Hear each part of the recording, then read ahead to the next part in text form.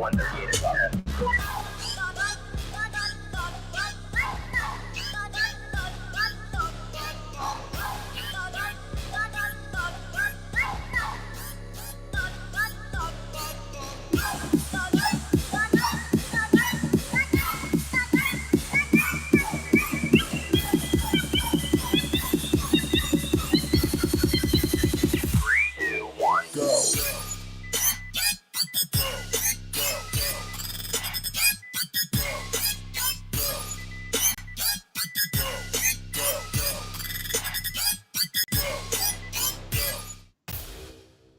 Hello, everybody, and welcome to the Paranormal Guys.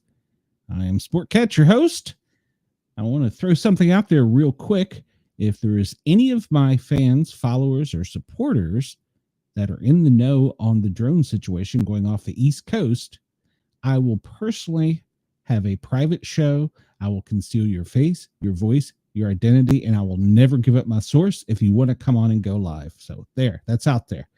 All right, I'm going to post that as soon as we get off here and see what happens. So I don't know. I'll probably end up on a list. So I don't want to suicide myself. I just want to make sure I'm clear on that. All right, so let's see who I got backstage. I have my wonderful and beautiful assistant, Amanda. Well, for Cheyenne. rude.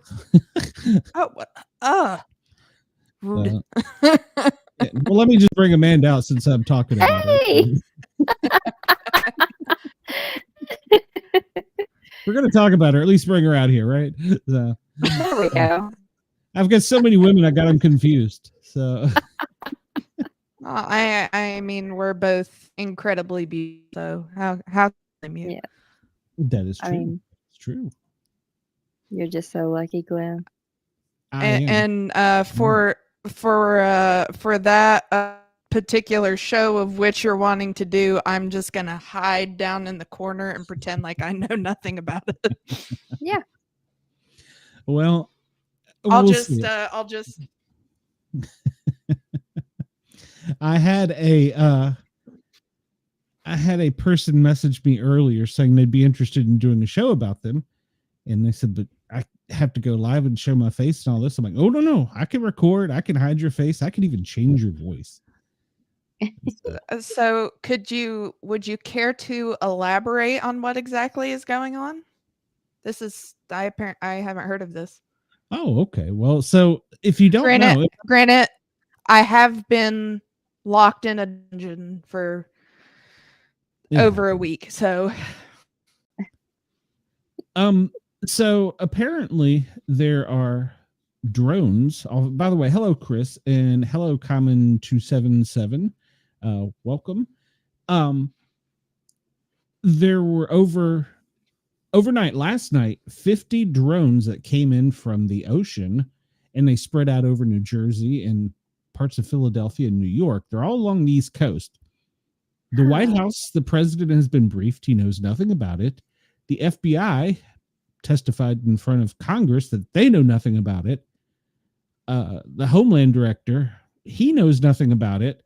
And there's, but a scanner listener, I caught this last night on the net. A person that listens to police radios communications was listening to marine radio communications and caught that there was a Coast Guard ship coming into port. And these drones that are about the size of Suburbans is what I've heard. Oh, wow. I'm thinking the boat coming in. And so the boat captain called for another boat. I assume that there's probably boats in the Coast Guard that have weapons on them. And yeah, well, that boat came to assist him as he was coming in. And there was somebody else who got on the radio and said, do not fire. You do not have permission. Do not shoot. And so that kind of bypassed news headlines this morning. Go ahead. I'll wait.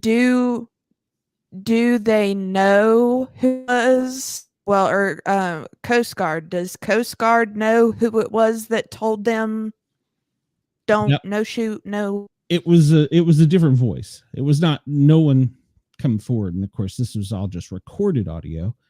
And so But so they didn't were identify told themselves. that no, they didn't say like this is Captain Bob or anything. They just said it was a person in charge. You do not have authority. Do not shoot. So, But this morning, did the Coast Guard know who it was talking? to them, yes, yeah, it was one. It was a Okay. Coast Guard official. Yeah, it was somebody up higher up the food chain. I guess when they brought the other boat out, that it was ready to open fire on whatever this was, and they're like, no, hold up, don't shoot it. So that's what I was wondering. Like, was it just sentient voice of the radio that was like, don't shoot, we come in peace. Don't do. No. So that hit the morning news cycle, but it died relatively quickly because they came out from one of these meetings in a congressman. I'm going to backpedal here. I'm not sure. He was an elected official from New Jersey who had sat in one of these meetings. He may not have been a congressman. He may have been a local elected official. And he come out and he said, I know what it is. I'm going to tell you the truth. And he broke this on Fox this afternoon, or this more early. I don't know. It was around noon, I guess. There is a mothership that is off of the coast that has Iranian drones with Chinese technology. And he said, do not shoot them down. We don't know if they have biochemical weapons in them. We do not know if they have nukes on them. We don't know if they have bombs. We don't know what they have. So no one shoot. I say the problem is that it was occurring over Tennessee. There'd be somebody like, oh, hell yeah, I got something for this. Yeah. Luckily, they're in those states on the Northeast where it's not really prevalent, unless they get over and then they're kind of screwed. But so yeah, that was the news cycle this afternoon. Do not shoot them down, but they're okay. We don't know what they are, but they're not going to harm us. See, now this is my but hey, we also don't know if they have bioweapons. Yeah, but they're not going to hurt us. They come in peace. So yeah, I mean, I kind of miss the old America from like the 40s and 50s, where they're like, we're going to blow this shit up and figure it out. we don't know what it is, but we're going to find out. Everyone go into your bomb shelters. That's it. Prepare. Honey, where are the MREs? I kind of miss that America growing up, where they were like, shoot first, ask questions later. Now we're like, oh no, we let a Chinese drone go completely. Glenn, that's called West Virginia. Oh, I'm clear. Like I said, if this occurred in like Tennessee or parts of North Georgia, Kentucky, Alabama, there'd be somebody be like, oh, we got this shit, we can handle this. I bet you I can put that on my mantle. So hang it above my fireplace. I don't know what this is, but I do know how to the engine of my car. That's right. So yes, it's going to take the place of my fine deer head. We know what they are, but you don't need to know. So that's the other thing. The other question is, well, maybe it's our government, and I'm okay with that, but they should be at least telling us something, because apparently these things, if you've seen any of the videos, they're all over TikTok. And it's our government. They're not going to tell us. No. It's the same government that told the firefighters it's safe to breathe the air at 9/11. Sorry, I'm going to hold that one against them for the rest of my life. So yeah, it's the same government. You know, it's the same government that this administration let a Chinese balloon that was just a weather balloon until we shot it down, and the Chinese were racing to get it, and we recovered it and found, oh no. And we were like, no. Mm-hmm. Don't think so. So it had already made it across the country, and we were like, it's okay. I miss the America where we used to blow shit up. I miss that. I said you started in on some of that, and I'm like, bullshit. Bullshit. Yeah, this kinder, gentler.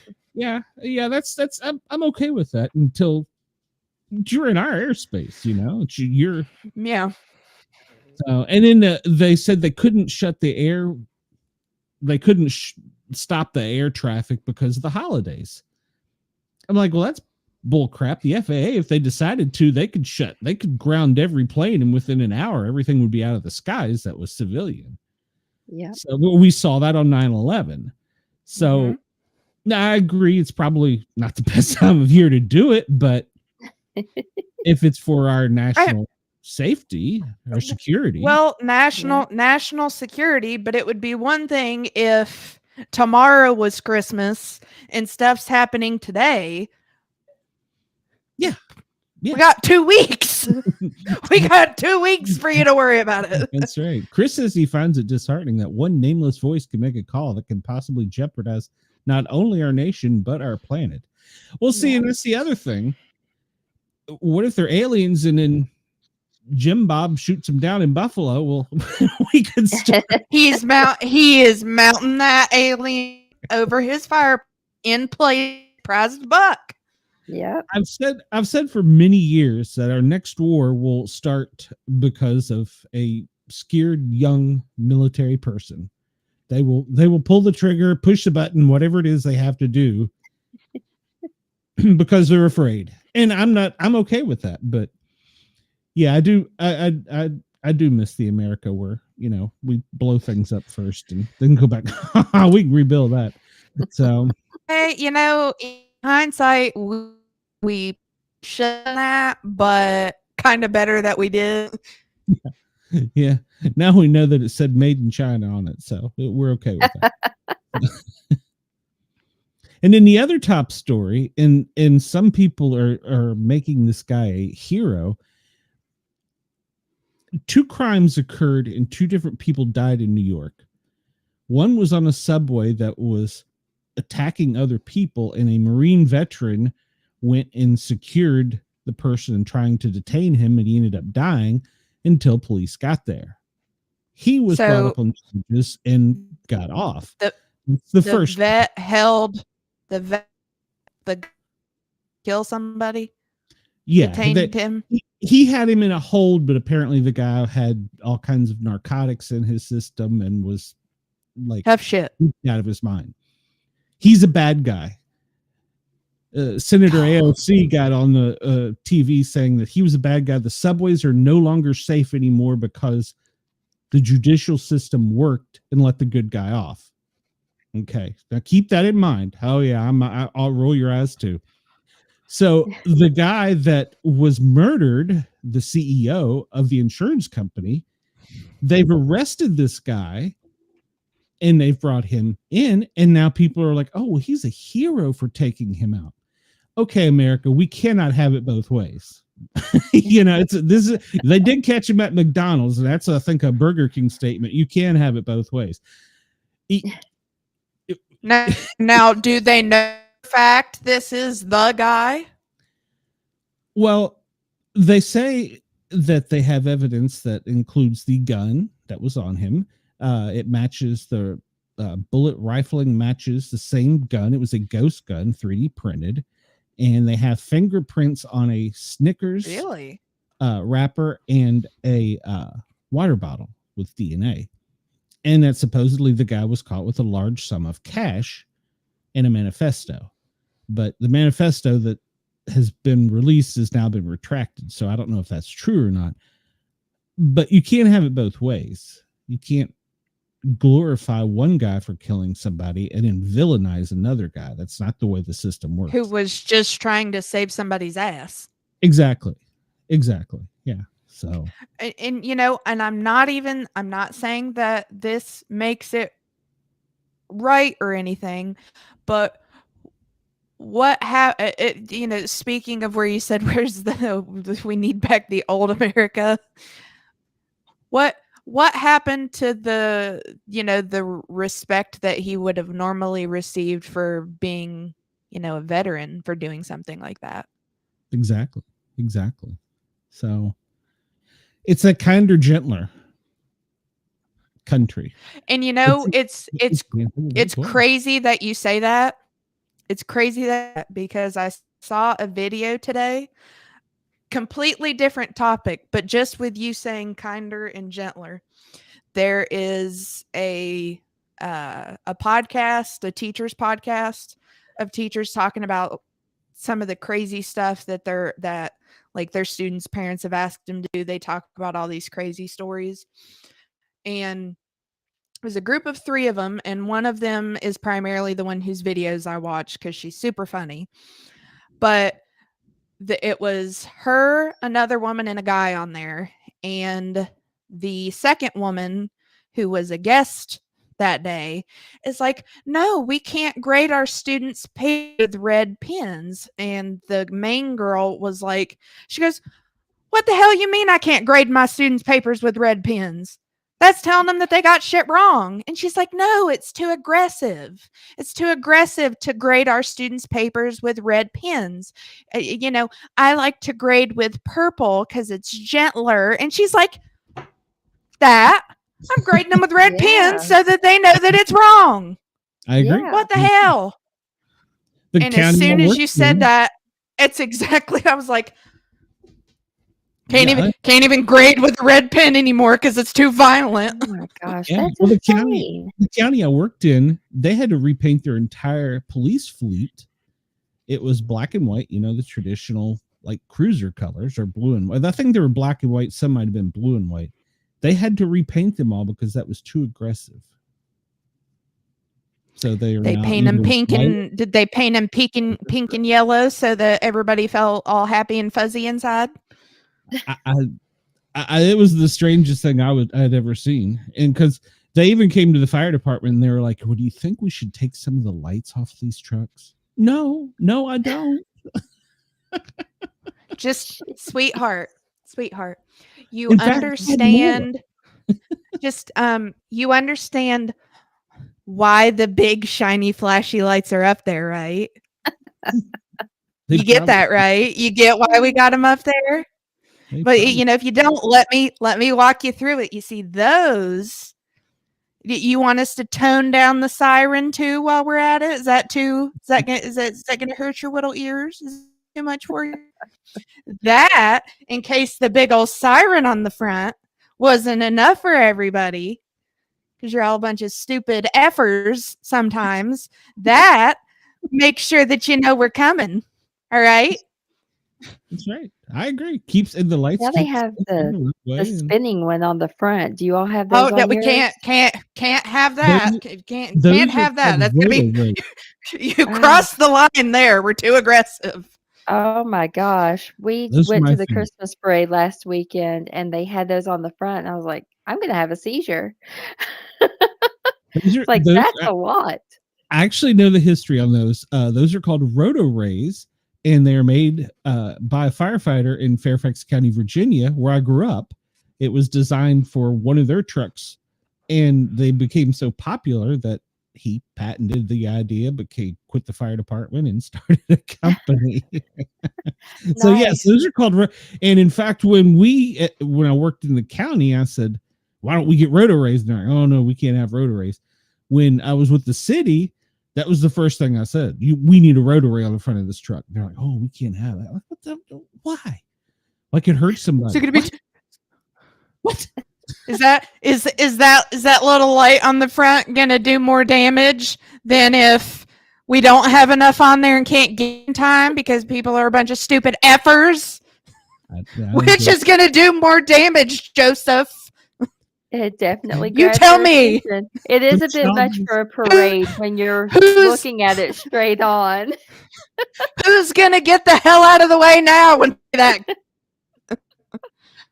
Yep, I no argument. They got it's called a wobbler or something. It just it's got a mirror in there and it just does like that kind of pattern. It's like, that's not a light. That's want something that flashes and spins, and then you want lots of noise. But yeah, so no, because we as America have turned into a bunch of kitty cats. Yes, you will learn in public safety now that it's changing. It's not for the best, but the guy who killed the CEO, I don't think it's the guy. I really don't. If you look at the pictures, I wish I'd known that our guest wasn't going to show up. It would have been kind of him to tell me. We could have prepared a little bit better. They posted 2 pictures of the guy, and one of them, his jacket is like gray, and another one it's black. and this backpack is changed colors too, and it looks like two different people.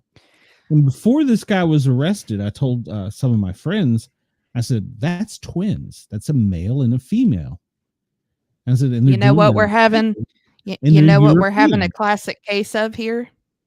We're having a classic case of Captain America Civil War.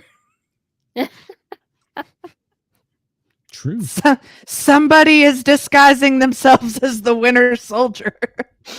You know, that's true. So, and speaking of multiverses, Google now, I sent that in one of the group chats. Google now has a quantum chip that operates so fast it operates in other dimensions. And I'm curious as to how they have figured that out. Well, according to the top scientists, for it to perform some of the calculations, I would have to go pull the article back up. It takes, well, I can find it. It would take our fastest computer now, like, I think they called it a sextillion. Hold on, I'll pull this article up because it was fascinating. They said that, yeah, here it is. One of our fastest supercomputers, it would take 10 septillion years, and I don't even know what the hell a septillion is. And it completed it in like seconds. So you said 1 septillion year? No, 10 septillion years. And you're correct, Chris. He did grow a monobrow, a quite bushy monobrow in 2 days. Could have been the fast food. I'm still wondering why NYPD is on the ground here in Atlanta if they caught the guy. But hey, who do I know? Yeah. Hey, welcome, KG. Thank you for showing up. So he's a representative from Washington, D.C., so he can keep us in line. Yeah, let's say the Google Quantum said that the chip's performance parallels universes and uses data from other universes. Yeah, Chris. I had when he said that. It was like I don't know how. Well, please, I need to know how long a sextillion is. Apparently, it's a long time. So yeah, I was like, I thought it was a lizard king or something with the one septillion hour is approximately 114 million years. That thing is operating pretty quick. And yet we can't land on the moon.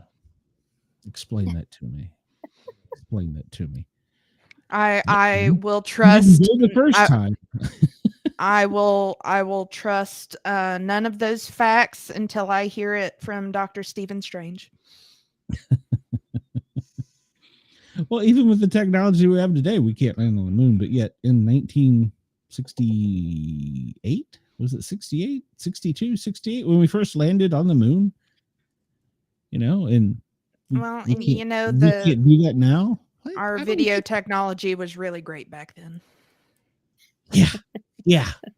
When they planted the flag that waved with the wind, that was the part that gave it away to me. So, one of my very first shows, Kubrick. I had a guy on. He was the one that got punched by Armstrong. Yes, yeah, he was the one. So, SEXTILLIO, and that is correct. Sextillion. No, it's septillion. Is it? Okay, so I was septillion. Oh no, okay. You said it wrong the first time. Said it right the second time when you read the article. Okay, all right, my bad. Because you said sextillion, and I was like, There's a long time. So. I ain't got 114 million years to wait. So how does a computer work in another dimension that we don't understand? Well, how do they know that it works in another dimension? I guess they put in like 10 septillion plus 10 septillion divided by 26, and A normal computer can't figure it out for 5 minutes, and yet it's like, doop, there's your answer.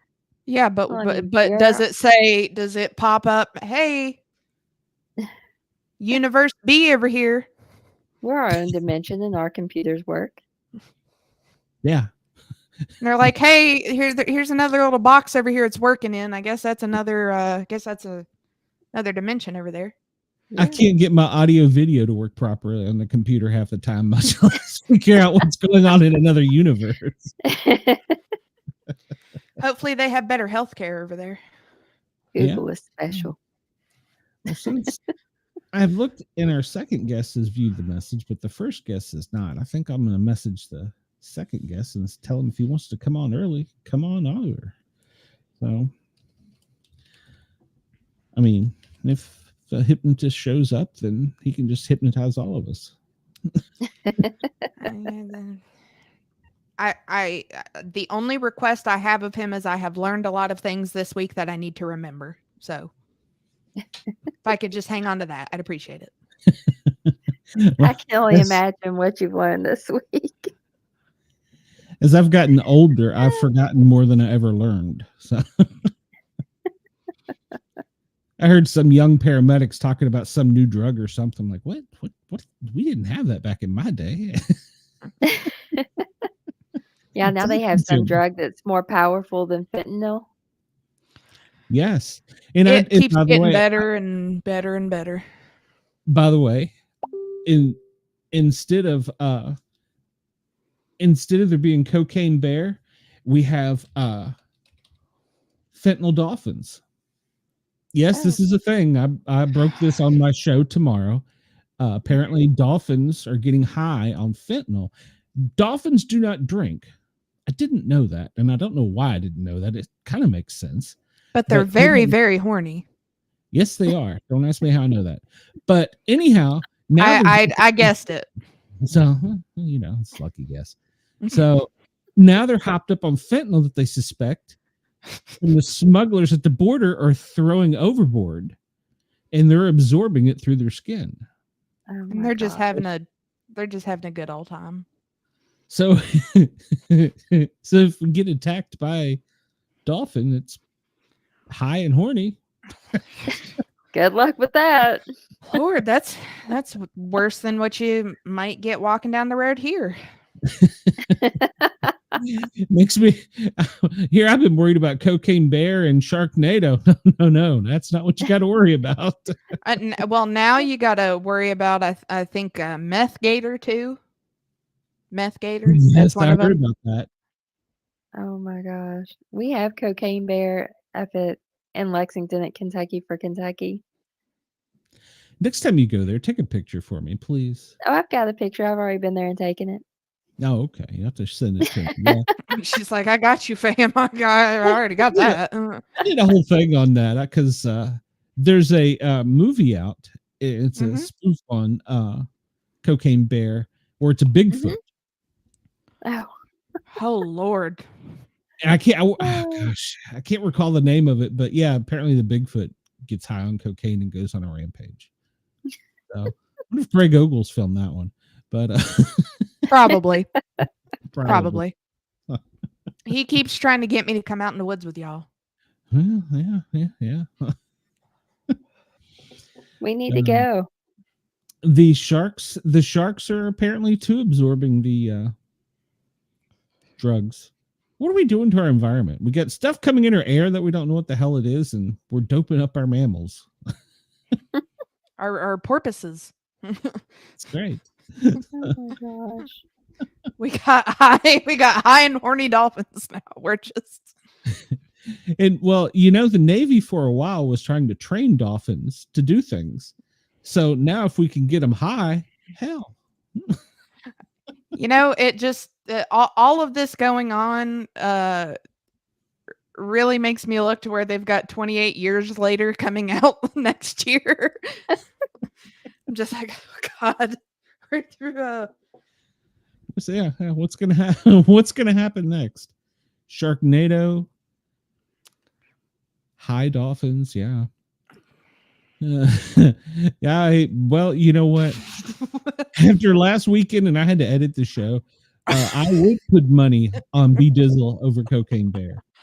So I mean, the only thing there, Chris, is I don't know how well a high bear is going to respond to him turning his hat around and yelling "Roll damn tide" at it. Exactly. Oh, So I don't think the bear would be intimidated by that. So you just see the bear stop and appear to chuckle a little bit. like roll tide hell. There's got to be a college that's got a bear as its logo. So yes, there you are with the high bear. Oh, that's great. Oh, that's great. That is in the Kentucky for Kentucky store in Lexington. I love it. I love it. Poor bear. What are we doing to our animal? What are we doing to our world? So, well, Alex Jones might have been onto something when he said the water was turning the frogs gay.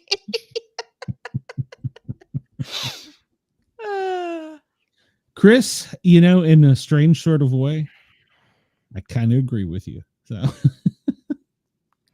I would suddenly become a marine biologist. So. I might have to think on that one.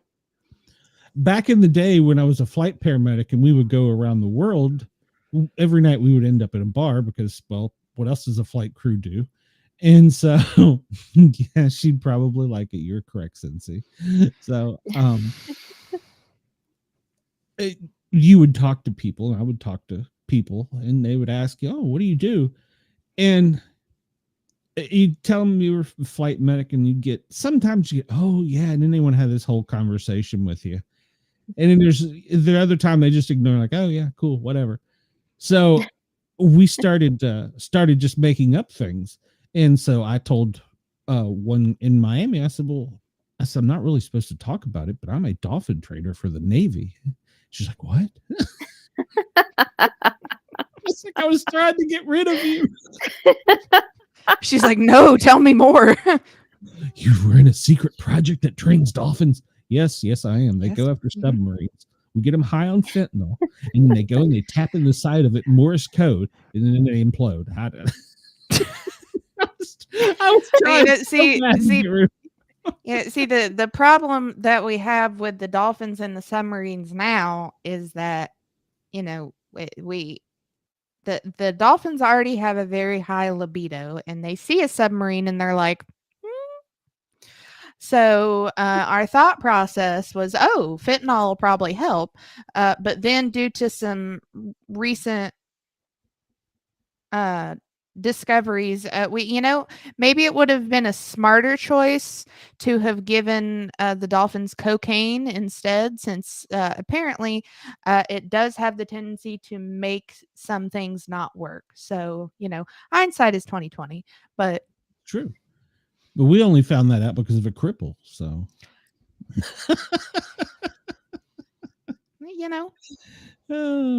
at bobbydizzle.com. So, you're welcome. So, yeah. Well, what is this doing to the evolution of our animals?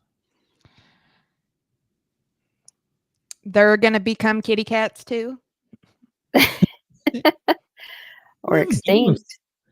Yeah, well, yeah, but how big of a fish tank would you need for a dolphin? Good Lord. Well, no, that's not what I was referring to. Oh.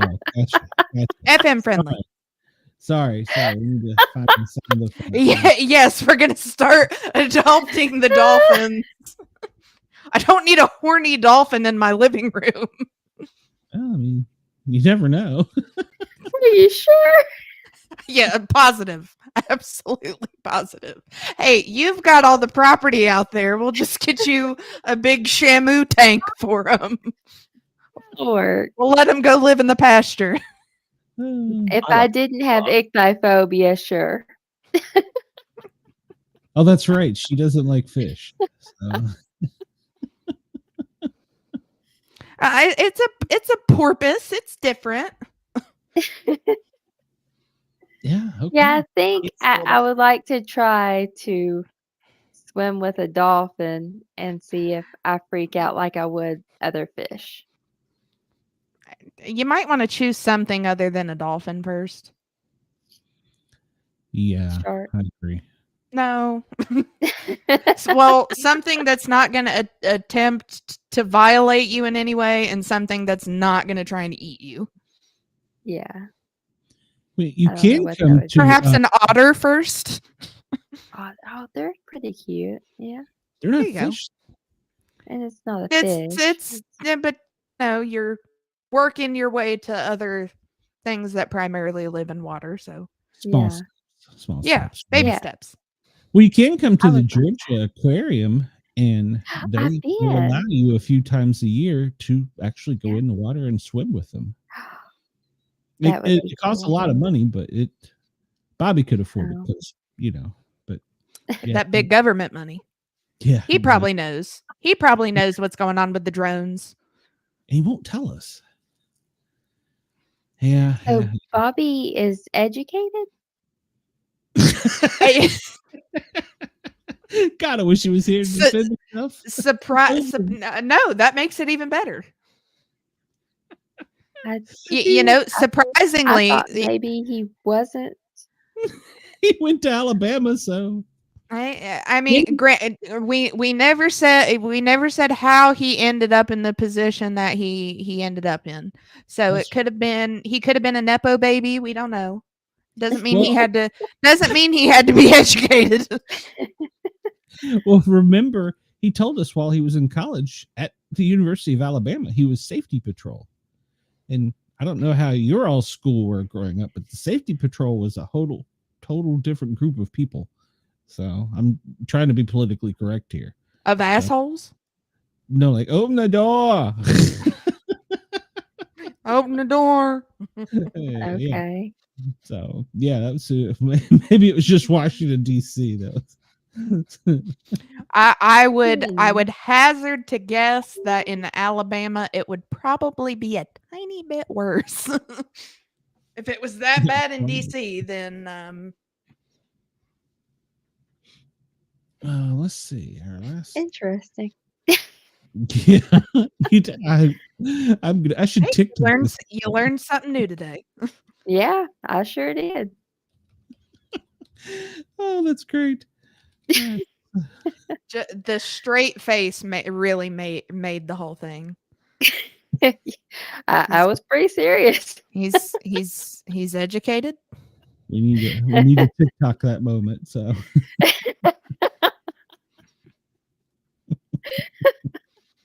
And I will share it with him. He went to the University of Alabama, so who knows? We're That kinda considering explains that it, education too, now. Yeah. I guess. Like I said, nepo baby. That's my Roll bet. Tide. Roll Tide. Roll damn tide. I'm surprised he hasn't come on since he's probably heard our mating call. Caw. Let's see. We haven't said it. We haven't said it at least 3 times yet. So I thought the Alabama mating call was hold on. or I don't a got a. shotgun like I don't got a bottle of pills to shake. I feel like the Boone County mating call would be really similar to the Alabama mating call. Oh my Hold God. on. I got my nails here.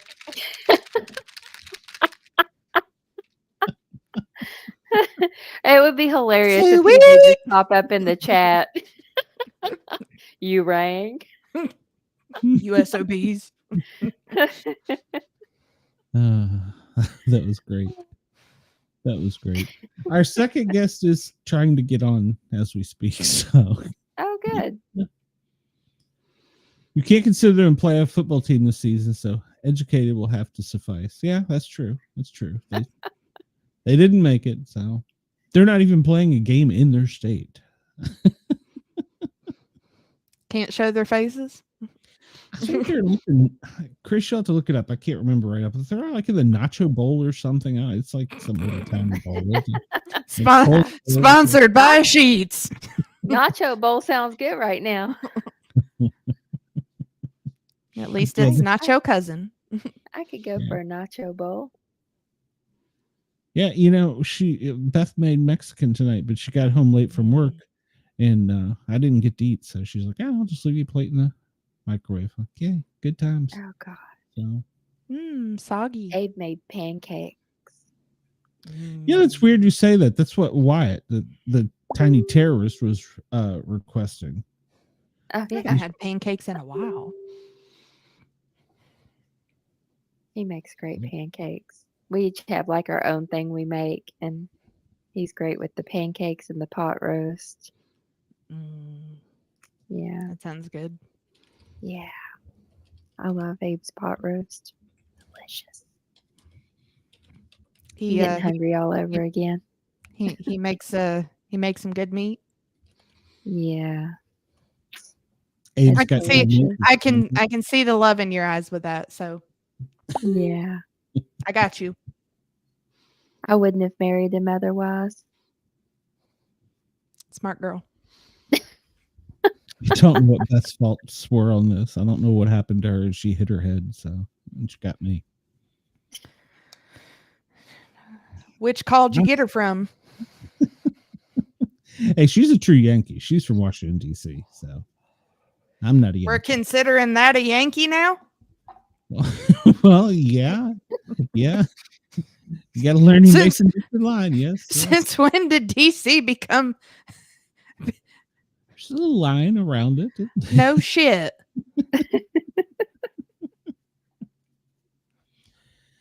They are in the ReliaQuest Bowl. What the hell is a ReliaQuest? Is that one of those check cashing places? Is that what? No, I was thinking that's either a video game or some new type of acid reflux medication. Need Bobby here so we can ask him. Yeah, they're in Tampa and they're playing Michigan, so that should be good. I want to see Michigan stomp them. So ReliaQuest, make security possible, is a force multiplier of security teams to increase visibility, decrease complexity, and manage risk through the gray matter security operations. That was very clear on what they do. Yes, very clear.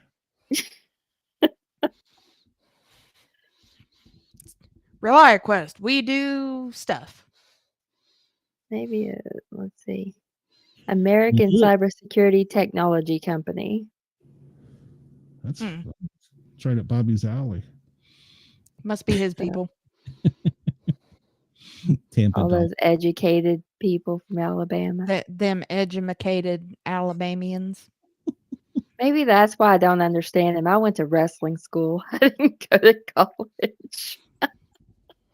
Well, he did tell me he is a ninja this week. He said he was a ninja. He's taking jujitsu or nujitsu, whatever it is. He's a ninja. But he's doing a jitsu.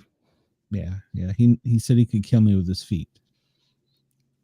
So, my money would still be you could take him. So, I mean, I'm very curious as to his methods on attempting to kill you with his feet, but that kind of sounds like he just might be into that. Could be. I mean, I didn't really peg Bobby as a feet person, but all right. Poor Bobby. We're making fun of him. He can't defend himself here.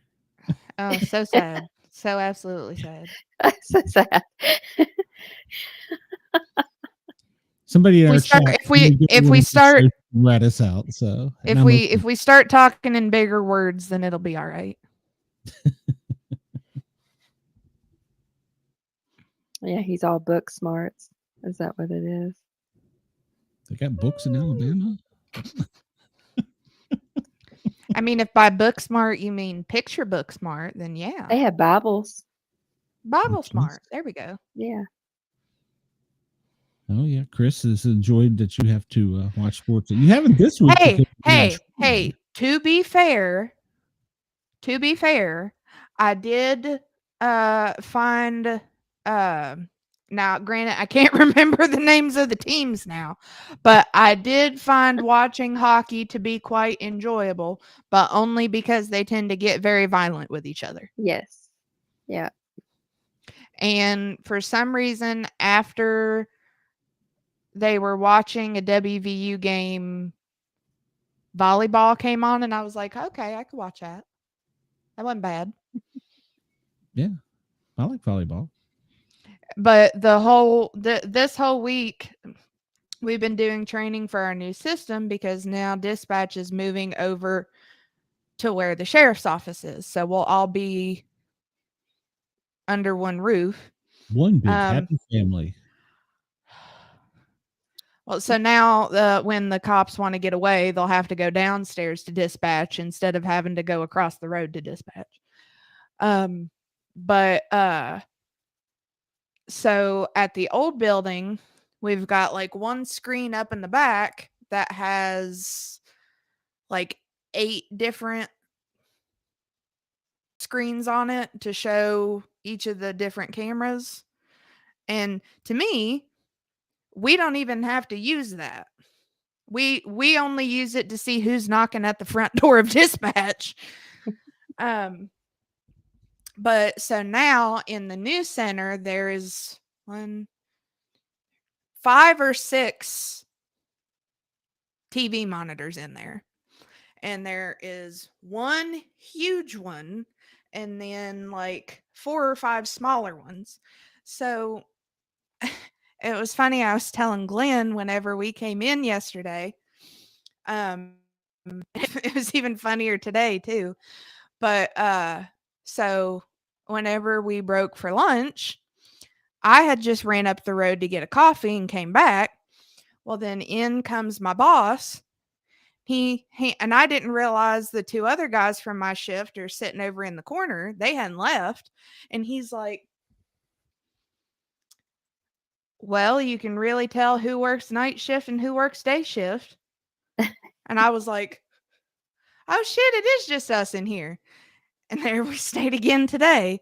Well, there was a ribbon cutting ceremony today for the finalization of dispatch being moved over to the main building, even though it's not finalized until next week.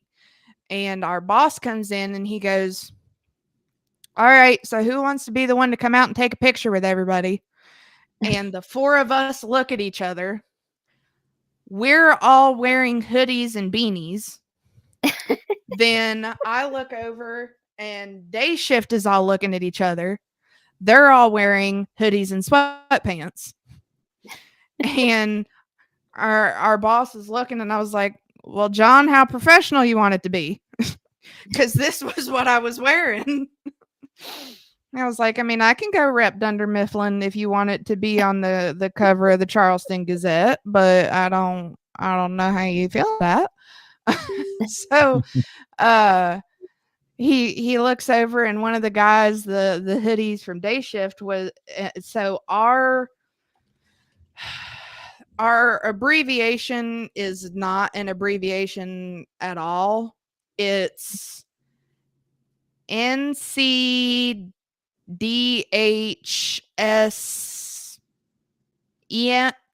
EMS or ES, which is Nicholas County Department of Homeland Emergency, blah, blah, blah, blah, blah. So he's like, you're going, you've got the shirt on. And then again today, it's just, I'm sitting there eating my chips, playing a game on my phone, and look up, and it's still just the 4 of us sitting in there. And we had to fight day shift yesterday because our trainer was using little projector to project onto the whiteboard her computer, and we're just like, turn the lights off. If we are going to be in here all day, we're going to turn the lights off. Because once it hits 7:00, if those lights are still on, I understand. They got to come out. Somebody's heads will roll. There you go. All right. Well, we're going to do something a little bit different. We still got about 10 minutes left in our FM show for hour 1, but our guest for hour 2 is here. So we're going to bring him in and we'll just do the commercial break and go from there. Glenn Baker, and he spells it with 2 N's, not 1, is a retired veteran, and he is with finishthefight.us. And well, he's got quite a unique story. So let's bring him out here. Glenn, welcome. How are you? Hey, sir? what's happening, y'all? Hey, welcome. Glenn numero dos. Numeral dos with two numeral doses. He's much more handsome than myself. So Agreed. Look at the glasses. This is man makeup. Increases the hotness factor by 50%. Yep. Glenn, get yourself a hat and glasses. That's right, baby. I can put the cowboy hat on. It really does some effect. All right. oh yes, that will get the ladies for sure. But you got to add a flannel with it, though. Well, I can do Just that. the too. icing on the Take cake. me a moment. All right. We got time. Well, Glenn, if you want for about the next 5 or 6, 7 minutes, if you want to just kind of shoot the BS, and then we'll hit the commercial break, and we'll start, and you can explain your whole story there, so we don't have it broken up over 2 shows. Cool. If we're shooting BS, can I use my shotgun? It makes a better splatter. Oh, yes. Yes, please. And shoot some of those drones out of the sky. We were talking about that. What about all that? We're just going to need you to mount whatever aliens you find. We need the pictures of them first. They're over the skies in the Northeast that typically have more gun regulations. I noticed that. So the aliens, if they are aliens, they're not brave enough to come down to like Tennessee, Georgia, Texas. Thank goodness. Them gun regulations do a whole lot of good anyway, don't they? I grew up in Washington, D.C., murder capital of the world, and they were illegal. Mm-hmm. So, yeah, do a lot of good. But for us, they don't help us one bit. The criminals, So, and now you can print. Yeah, well, you know, the laws are more of a suggestion. That's Florida. That is absolutely Southwest. The traffic laws are nothing more than suggestions. Now, here, that's how signal lights are. Yeah, exactly. If you stop actually on a red light, you're going to get rear-ended. You got to wait. You can go through it for 2 or 3 seconds legally.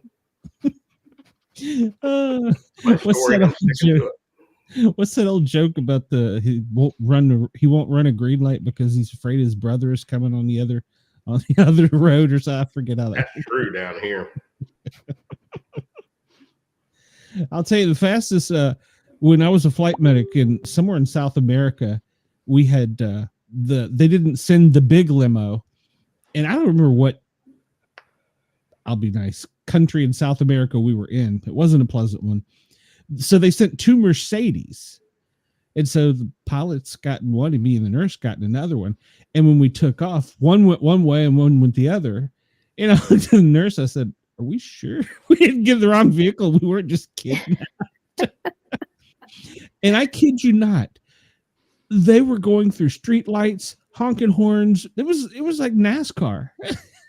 And I asked the driver later, he goes, "We're the most laid back, quiet people, but you give us a nice car and some gas under our ass, and we are going to get down the road." I love it. The 2 drivers were actually racing to get us who could get to the airport first. Was what they had made a bet prior to it. She had told us that because we were like, we've just been kidnapped in a foreign country. Great. I feel like that's the state troopers around here. That administration wouldn't have come and saved us either. So that sounds like Colombia. It might very well have been. I did have a Colombian story, but it involved a rifle and tapping on my forehead. I've got a Colombian story right now. I'm dating a woman from Cartagena. It has to do with a little Colombian woman and a knife. Can you say Cartagena on the radio? Cartagena, yeah. Now, I have a question here though. It is. I mean, think of how to word this appropriately. Bobbit? No. I love right where he went. We good. Put on the show more often. Good knife or bad knife? Well, it's like this, baby. I love you, but if you ever cheat on me, I cut your throat. I kill you. I cut your throat. I was gonna say maybe she's just into that. Yeah, she's just playing, I think.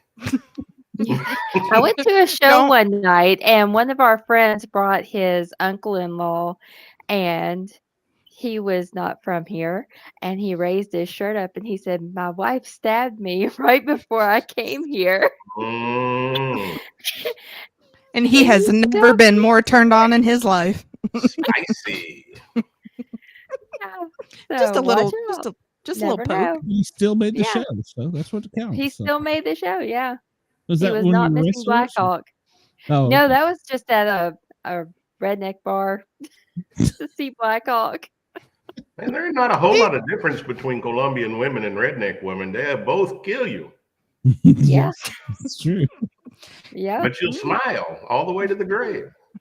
Yeah. You may or may not be buried out in the backyard or fed to the pigs. You never know. I mean, it's a circle of life. It's a circle of life. There you Lord, go. and he sings too. He does.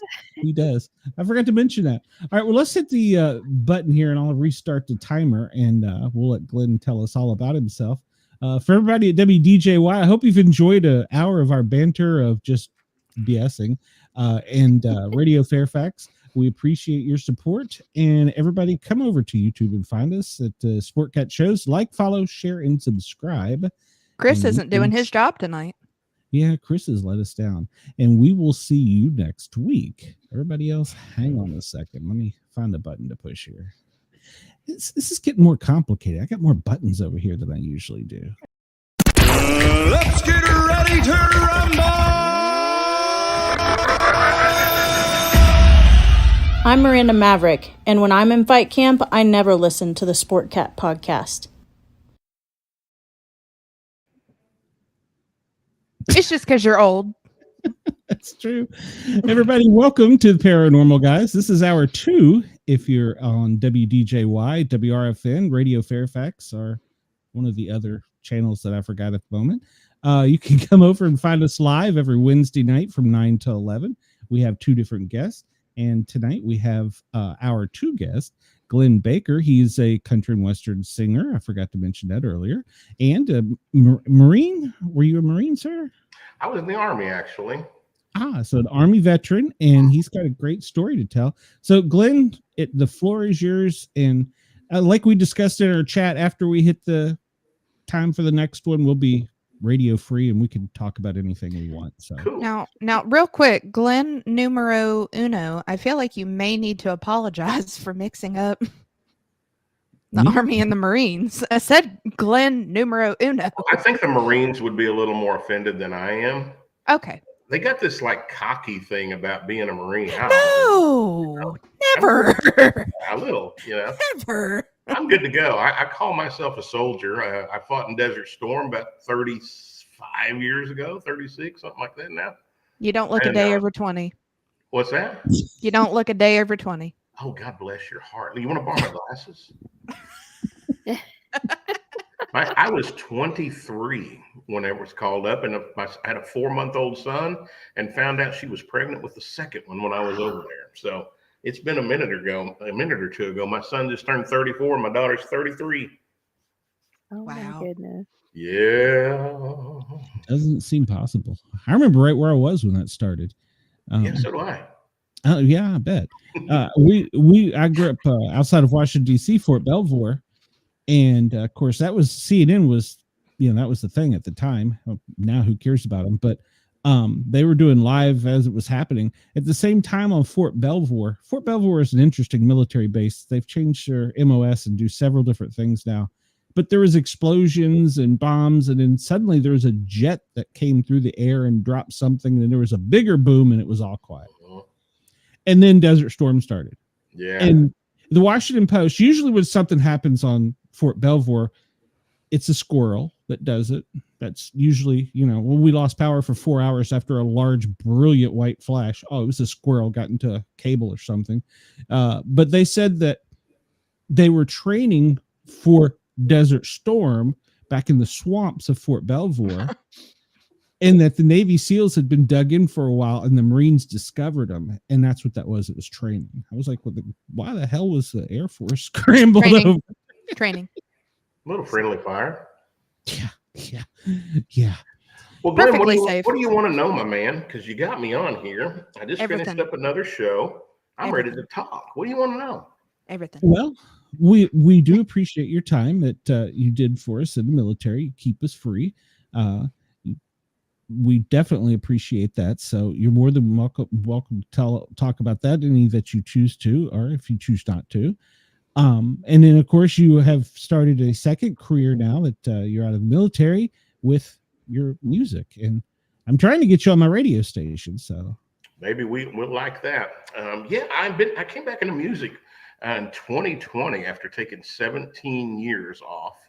Actually, by 2020, it was 19 years. Let me tell you real quickly a little bit about me. I grew up in Northeast Oklahoma. Was raised in a very conservative Christian family, Southern Baptist world. Walked a straight line. Never took a drink until college, and then that changed real quickly for about a year. Ended up leaving college. Had a chance to go either to a college on a wrestling scholarship or a vocal scholarship, and I chose. I didn't want to be a sissy singer. So I went and wrestled, and that lasted a year. My shoulder popped out 3 times, landed on my chest. I said, that's enough of that. Went home and did the Midwest thing. I got married 2 months after I turned 19. Had worked for my dad my whole life, from the time I was 8 years old until the time I went to college. He had a body shop. So I grew up stripping total loss pickup trucks. At 8 years old, baby, I remember one story of my first experience with carnage. Was taking the seats out of a Chevrolet truck cab. And when I got the seat out, there was just a pool of blood and hair behind the seat. And I'm like, I'm turning green. I'm 8 or 9 years old, maybe 10, very young. And Dad came out and said, what's the matter, boy? And I said, look. He's like, you knew that was going to be there one of these days. Clean that up, buddy, and get it out there. Let's go. So I learned how to be tough, and I learned how to work. And I learned how to fight from a young age. Went off to college, got married at a young age, came back, went to work, joined the Army. And I was 21 years old when I joined the Army. Went to basic training, AIT, came out of AIT as their distinguished honor graduate, which means I graduated the top of the class. I was like 300 privates. I was number 1. And I got a letter from my commander to go straight from basic training to officers candidate school. wow. So apparently I was pretty good at what I did. I didn't go to OCS. I ended up staying and enlisted for a good while. And in 1990, I ended up going to OCS. And right before my first full month was done, Desert Storm broke out. And I dropped out of school for officers candidate and then went back with my boys so I could go with them to war. And it was probably, well, I say this is the easiest war the U.S. has ever seen. You know, it was, you'll remember, Glenn, it was shock and awe. You know, there was 500 and some thousand soldiers over there. And we just decimated them. It was simply an easy war, if there is such a thing. You know, I was gone from my family for many months. Like I said, my son was 4 months old when I got called up, and I got home right before his first birthday and about 2 months before my daughter was born, 3 months before my daughter was born. So that was it. When I came back, things had changed a little bit. I felt like God had a call on my heart, and I started searching for that, and it brought me back to music. And in 1992, I started a quartet, a Southern gospel quartet, traveling over the United States, eventually traveling all over the Midwest, not the entire United States, all over the Midwest, singing in churches and festivals and doing what I felt like God would want me to do. And being raised in a Southern Baptist, very legalistic type of a society, in 2003, I started having marital problems. And by 2005, I was divorced. But when marital problems started, I hung it up. So I sold my sound system, hung my mic, and thought I'd never sing again. Because you just don't do that in that religious world, you know. In 2005, late 2005, I ended up in Fort Lauderdale, Florida. By 2006, I was divorced, 2006. And I just stayed in Florida. I was making great money. I came down after the Hurricane Wilma. I put a sales force together and just found, I don't know, I went buck wild really for a while. Was divorced, making money hand over fist, and just went crazy for a little while. God allowed that for a while, and he pulled me back in, and I ended up in a relationship with a woman that I still to this day loved. Unfortunately, it didn't work out. From childhood sexual abuse just kind of ruined her. But I ended up staying down here. And after the construction dried up, I started a life insurance agency and did pretty well. 2012, I had an offer to go to North Carolina to help a guy start a business. And I own my own company and do what I want to do. So I did. I was going up there for 90 days. He started with another partner, a log home business. So had a log home mill, was going to be selling log homes and doing that kind of thing. And I'm just really weird, y'all. Within 4 months, 120 days, I owned the company. And I started building log homes. Didn't know anything about it, but I knew I could learn. And I had guys working for me that did know. And so I started building log homes and did pretty well with that for a couple of years. And South Florida started calling me back. Had a contractor that ripped me off about 33 grand of logs and walked away with some bank money. And it just gave me a reason to leave. So I wrote a contract with the original owner and I handed him some clients that I'd gotten pre-approved to build and walked away. He'd made great money already. He didn't fight me. He had clients that was going to make a profit. And I just came back to Florida and restarted my life insurance, took off from there. That was in 2014. 3 years later, July 2017, I'm getting ready to take a shower in the afternoon, go out and see some life insurance clients, and I got a knock on my door. I opened the door, nothing but a pair of shorts and flip-flops on, and there was 10 cops and a SWAT team. And I'm kind of puzzled. I said, what can I do for you boys? And they said, well, are you Glenn Baker? And I said, yes, I am. They said, well, we got a domestic disturbance call at this address. And I just kind of chuckled. I said, I live alone. I don't know how that's possible. They said, I don't know. It happens all the time. Could you just give me some ID? We'll get it settled real quick. And I gave them my ID and they said, okay, I'm convinced. Would you step out here just a couple of questions? And then we'll let you get on with your day. And the moment I stepped out the door, I was thrown against a wall and handcuffed. And they told me I'm under arrest. There was no Miranda. I didn't know Miranda. And they wouldn't tell me why I was under arrest. When I asked, they said it was an out-of-state warrant. That's all we know. I'll shorten this because I don't want to give it all away. But I ended up spending 23 days in Broward County Jail. They didn't allow me to see an attorney. Didn't allow me to access a cell phone to call anybody to get any numbers. No, I didn't have any memorized. You know, these smartphones have made us stupid. Used to growing up, we memorized everybody's number. I didn't remember anymore. So 23 days in Broward County, no attorney, no cell phone to get any calls made.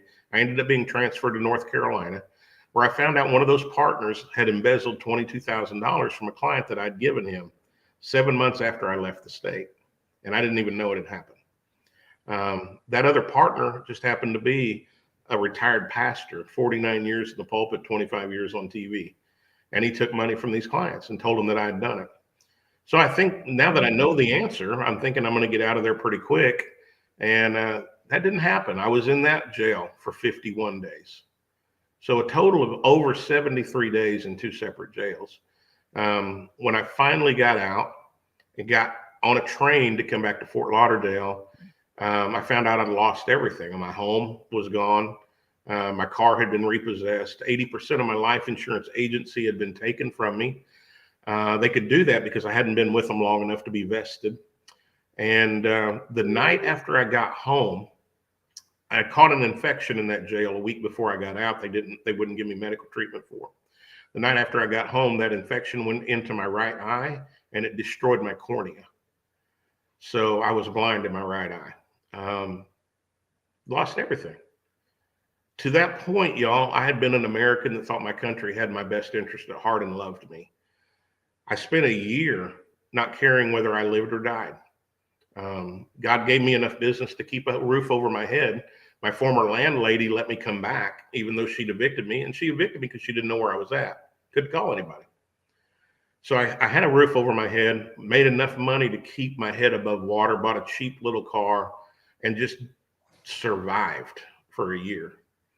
In 2018, the summer of 2018, a buddy from Oklahoma was there in town working, called me up and said, Glenn, let me take you to dinner. And I'm like, cool, man, because I'm broke. I hadn't been to dinner in a while, hadn't had any fun, just getting by. And so he picked me up and took me to dinner. We went to Lulu's Bait Shack out on the beach in Fort Lauderdale. And that night there happened to be a band playing, a live band playing 80s cover music. And y'all, for the first time in a year, I was smiling. and I was laughing and I was having a great time. And I was just singing my butt off out in the audience. Now, I hadn't sang in 17 years. I sucked. I was terrible. But I didn't care. I was enjoying. And in the middle of the second set, this little lead singer, she's Armenian, the lead singer of the band came over and handed me her microphone. And when I took that mic in my hand, it just, something inside of me broke. I just went, oh. And that changed my life forever. God put a spark of hope back in my life, and joy started coming out. And I knew I needed to sing again. And this time it was going to be country music. So I spent the next year working on my voice, getting it back, and another year putting a band together. And 2020, had my first concert scheduled with my band March the 28th of 2020. And y'all know what happened March the 23rd, 2020? No, of course not. No, the whole world stopped. Yep. And I lost everything again. And it pissed me off. I'm telling you, it ripped me. Because I had worked to come back, and all of a sudden it was gone. But God used that as well. And I ended up in Nashville a few months later.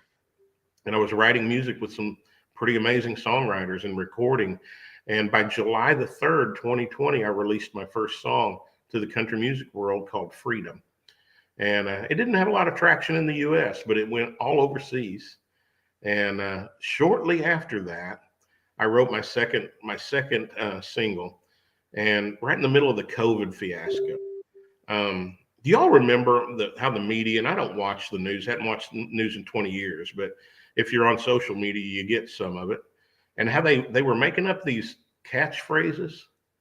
And one of those catchphrases was, "It's just the new normal. You're going to have to get used to it." That one pissed me off too. And I don't know if you can see that. Oh, which way? No new normal. I had a phrase hit me in my face, and it was, "No new normal. We got to take our country back." And one night, 3:30 in the morning, I ended up waking up sometime around August of that year. And in 15 minutes, I wrote the song, "No New Normal."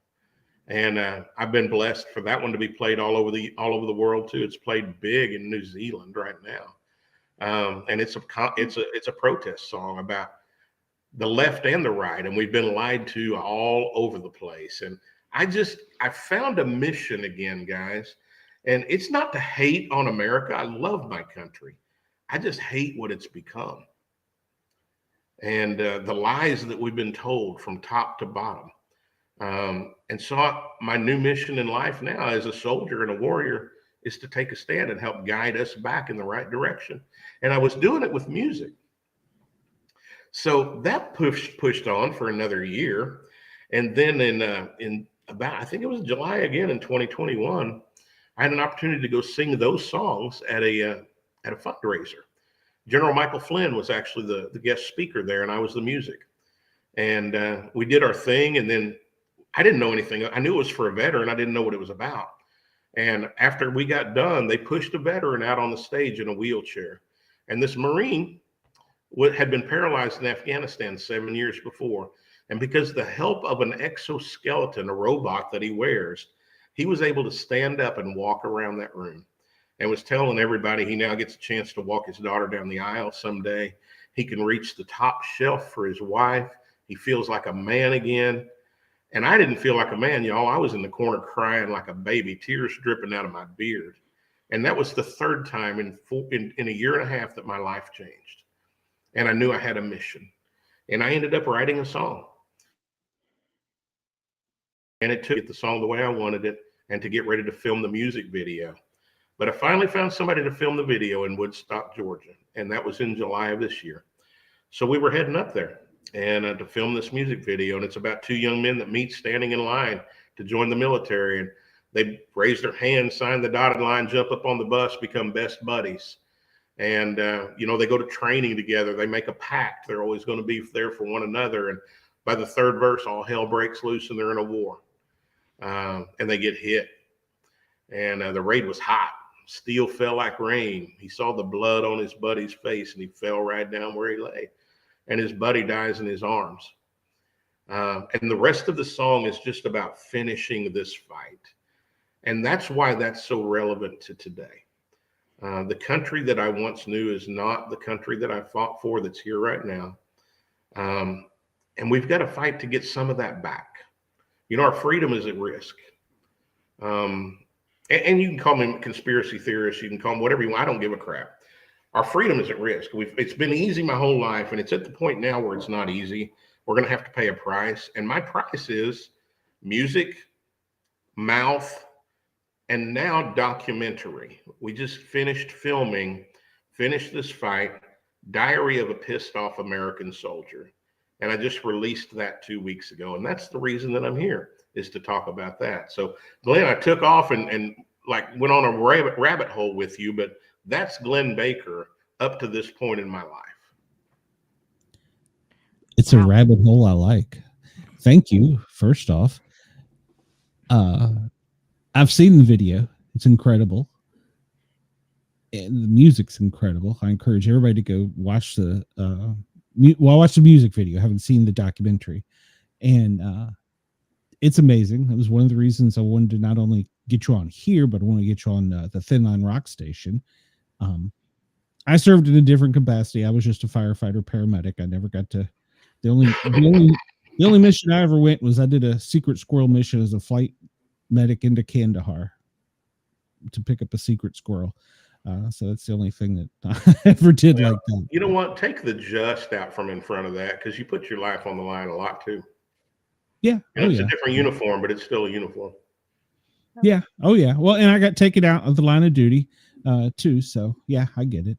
And Wendell, yes, it is hard to deal with what is experienced in war, and it's an unimaginable thing. I can only imagine. I mean, I've been in the inner city of Atlanta, and sometimes I felt like it was a war zone. I can't even imagine the things that you saw. Again, luckily for me, Desert Storm was not that difficult. We saw some carnage. We caused some carnage. But most of the enemy that we came up against surrendered. They didn't want to be there. They were Bedouins that were forced to grab a rifle and go out in the desert. They hadn't eaten in days. They just wanted some water and some food and didn't want to fight. The Republican Guard was a whole different story in Kuwait, but they were decimated so hard by the air raids that there wasn't much left to fight with them either. So I was blessed. Now, Iraq and Afghanistan after me, the second time around, that's a whole different story. That was urban warfare. That was guerrilla warfare. That was our people dying as well. Yes. Yeah, my friend was in the 437th MP company, and they were the frontline military police. I don't know exactly how it works, but something to the extent of, I guess, the Air Force goes in first, or the air goes in first. The ground troops and tanks go in next, and then the MPs apparently come behind them and take everybody in custody. He said that they had so many people in custody that they were stealing, or I guess acquiring, school buses. Requisitioning. Yeah, requisitioning. We did that a lot in the fire department too. So yeah, they were taking school buses to take them back somewhere, and he said all they wanted was food and water and just to be left alone. They wanted to live their life. Yeah. Yeah. Here he was all ready for, the worst. And he said it was more like being a security officer. He said, because really, once they got on the bus, they wanted sleep, water. And when I got them somewhere else, they had a hot meal. They were happy. I went and got another bus load. It was different than any of us thought, I think. We were told to expect 30% casualties. So we expected a lot of people to die when we went. Thankfully, that didn't take place. I'm thankful for that every day. I came home, all 5'4" of me is still 5'4". That wasn't the case later on. It wasn't the case previous to that in Vietnam. But for us, it was pretty easy. Yeah. Yeah. So thank you. And how many instruments do you play? Just the guitar? Or? I actually play nothing. Oh, okay. I know music theory. I sang 4-part harmony for years. So I know music theory and I can write. I didn't know I could write. Here's the thing, Glenn. I didn't know I could write until I got called into the country music world. I'd never written anything that I'd recorded. I'd written a few songs, but they weren't very good. But now I've just, especially getting a chance to work with some good songwriters. I've got a great friend that's a 7-time Grammy nominated songwriter out of Nashville. His name is Ira Dean. He was the original founding member of Trick Pony. And he and I are writing 4 songs together this spring. So he co-wrote, y'all know who Aaron Lewis is? Mm-hmm. Yeah. He co-wrote Aaron Lewis's #1 song, Am I the Only One? Wow. So I've got amazing people around me. God has blessed me with good people. If it wasn't for my band and people around me like that, I wouldn't even be a karaoke singer, because I never even sang karaoke till I came back into music. I would just be Glenn, the life insurance guy down the street. And this is what I tell people. You know, like I said, we're in a serious position and situation in our country right now, and I'm doing something kind of big. We've got a movie out. I never, ever thought I would film a movie, but we got a movie out, and I've got the likes of Chad Prather is in my movie. Chad's a great dude. And if you know, I don't know if you know who Chad is, but Chad was on Blaze TV. He's a country singer. He's also a comedian. He ran for governor in Texas last cycle. And he is a mouthful, boy. I'm telling you, I got to mainline Red Bull to keep up with this guy. Amazing dude. Colonel Allen West is involved with my movie. He's a gentleman. He was a congressman for 2 years, constitutional scholar, retired artilleryman, just like I am, and a gentleman. What a great guy. Colonel Ivan Rakelin. If you follow anything out in the way out there politically, he's one of those. He's called the Secretary of Retribution. Retired Green Beret, 25 years in intelligence, and has got a dossier on over 600 deep state that's going to be taken down, baby. He's going after them. So we ended up doing this movie to tell my story, and then we ended up getting a lot of other people involved, because there's a lot of other people that have been pissed off like I have been over the years. But it's not a movie of gloom and doom. We talk about, where do we feel like we are in our country today? Where is America? You know, where do we feel like it is? An individual is a little bit different, but we're all kind of the same. It's not what we grew up with. How did we get here? And we all kind of have the same ideas about that. And a lot of that points to media and to the powers that be controlling it. When you have 6 corporations that own 94% of the media across the world, that's way too much power. And then we talk about what can we do to bring it back, the goodness. Now, nobody wants to go back to the 60s and have race riots and race wars and those kind of things. Nobody wants that. We're accused of being racist if we're conservative, but that's not at all the truth. We want the goodness of the wholesomeness that we had back when I was a kid, when we could go outside and play until the street lights came on, and come home dirty and sweaty, and, you know, Mom, go get a shower, you stink. The good stuff, you know? And not worried about somebody having to thieve you off the sidewalk. Exactly. And speaking of those things, I mean, we've got Craig Sawman Sawyer involved with this movie. Now, Craig is a retired SEAL Team 6, and he's got an organization that's pulling children out of child sex trafficking. So when I tell you we got people involved, we got some folks involved. John Teagan. Did y'all ever see the movie 13 Hours about the Benghazi thing?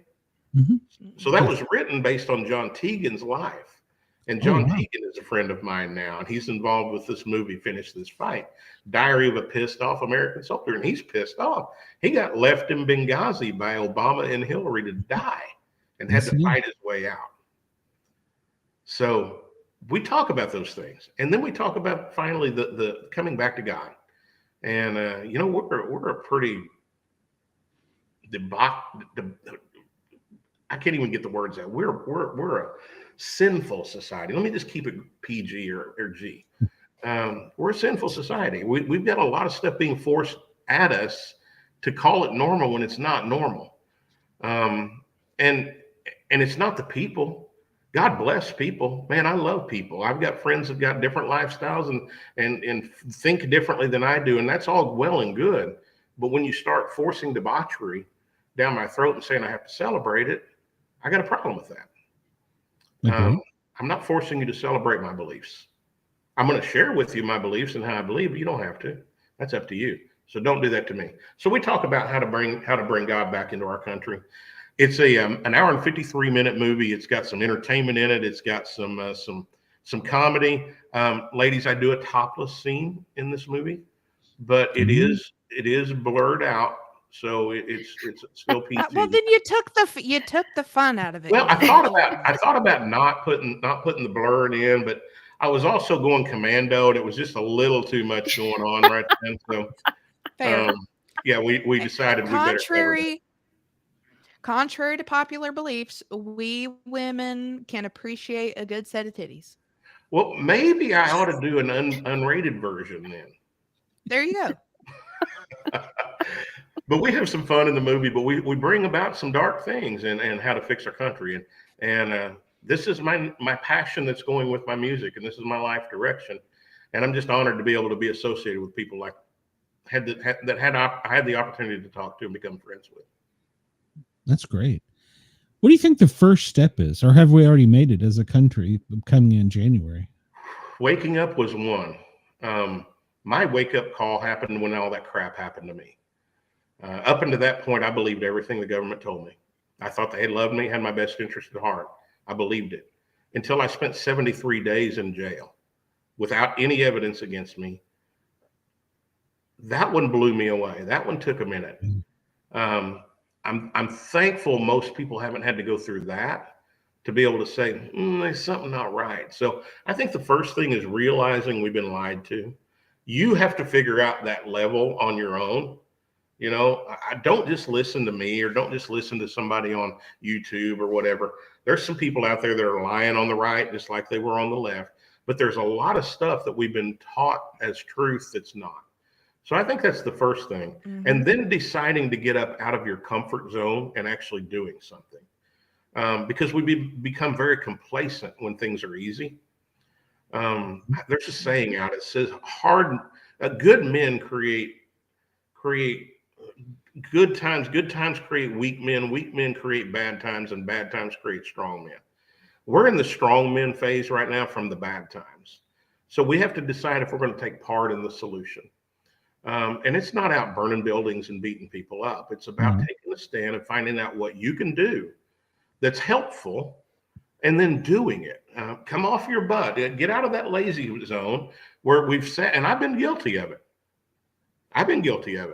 You know, looking at something happen, saying that's not right, but somebody else will fix it. What if nobody else does? Then what? You know, how do I say this? When Trump ran in 2015, when he announced he was running, I'm not a big fan of Trump back in that day. Thought he was an arrogant, bullheaded businessman. But when I saw the establishment that had loved him for decades immediately turn on him, it caused me to start looking. And he just won the second term. I'm one of the believes he actually won the last time, but he won his second term this time. Don't sit down and think he's our savior and our rescuer. It's not the case. He's one man. If there's something you don't like, get up and get involved. And it starts locally. And again, you can say, Glenn, what can I do? I don't know what you can do. Glenn, I don't know what you can do. I don't really even know what I can do. I've got an idea. I could sing a little bit. I could maybe write a little bit. I had no idea I could film a movie. I think we've done a pretty daggum good job. I think we got a great product. But I don't know if that's the end. I really don't think it is. Now we're starting a nonprofit to help veterans across the country. So here's what I would tell people. Listen, not just with your ear, listen with your spirit ear. Talk to God, get to know him. Look around, see if something hurts you, see if something brings you anxiety that you don't like, and then see if there's something you can do about it. And if there is, get up and do it. Doesn't matter if you know how or not, get up and start. The way will come. You'll find people too that can help you if you don't. Absolutely, you will. You're not alone. You said what my wife said in a different way. After I was attacked by the dog, I was sitting at home feeling sorry for myself. And she said, well, you've always wanted to do a podcast and you like going out looking for Bigfoot and the paranormal and the comic book stuff. She said, so go do that.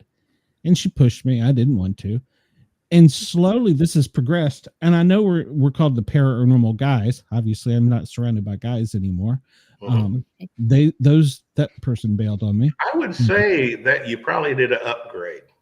Oh, very much so. We would agree. And we've talked about this in our private chat. I enjoy the paranormal. I enjoy looking for Bigfoot. And we always ask, I will ask you before we get off the show, do you have any paranormal stories?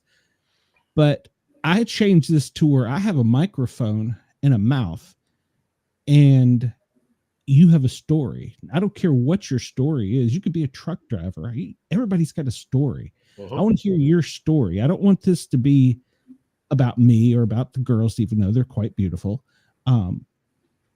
Everybody has a story, and I want to hear it.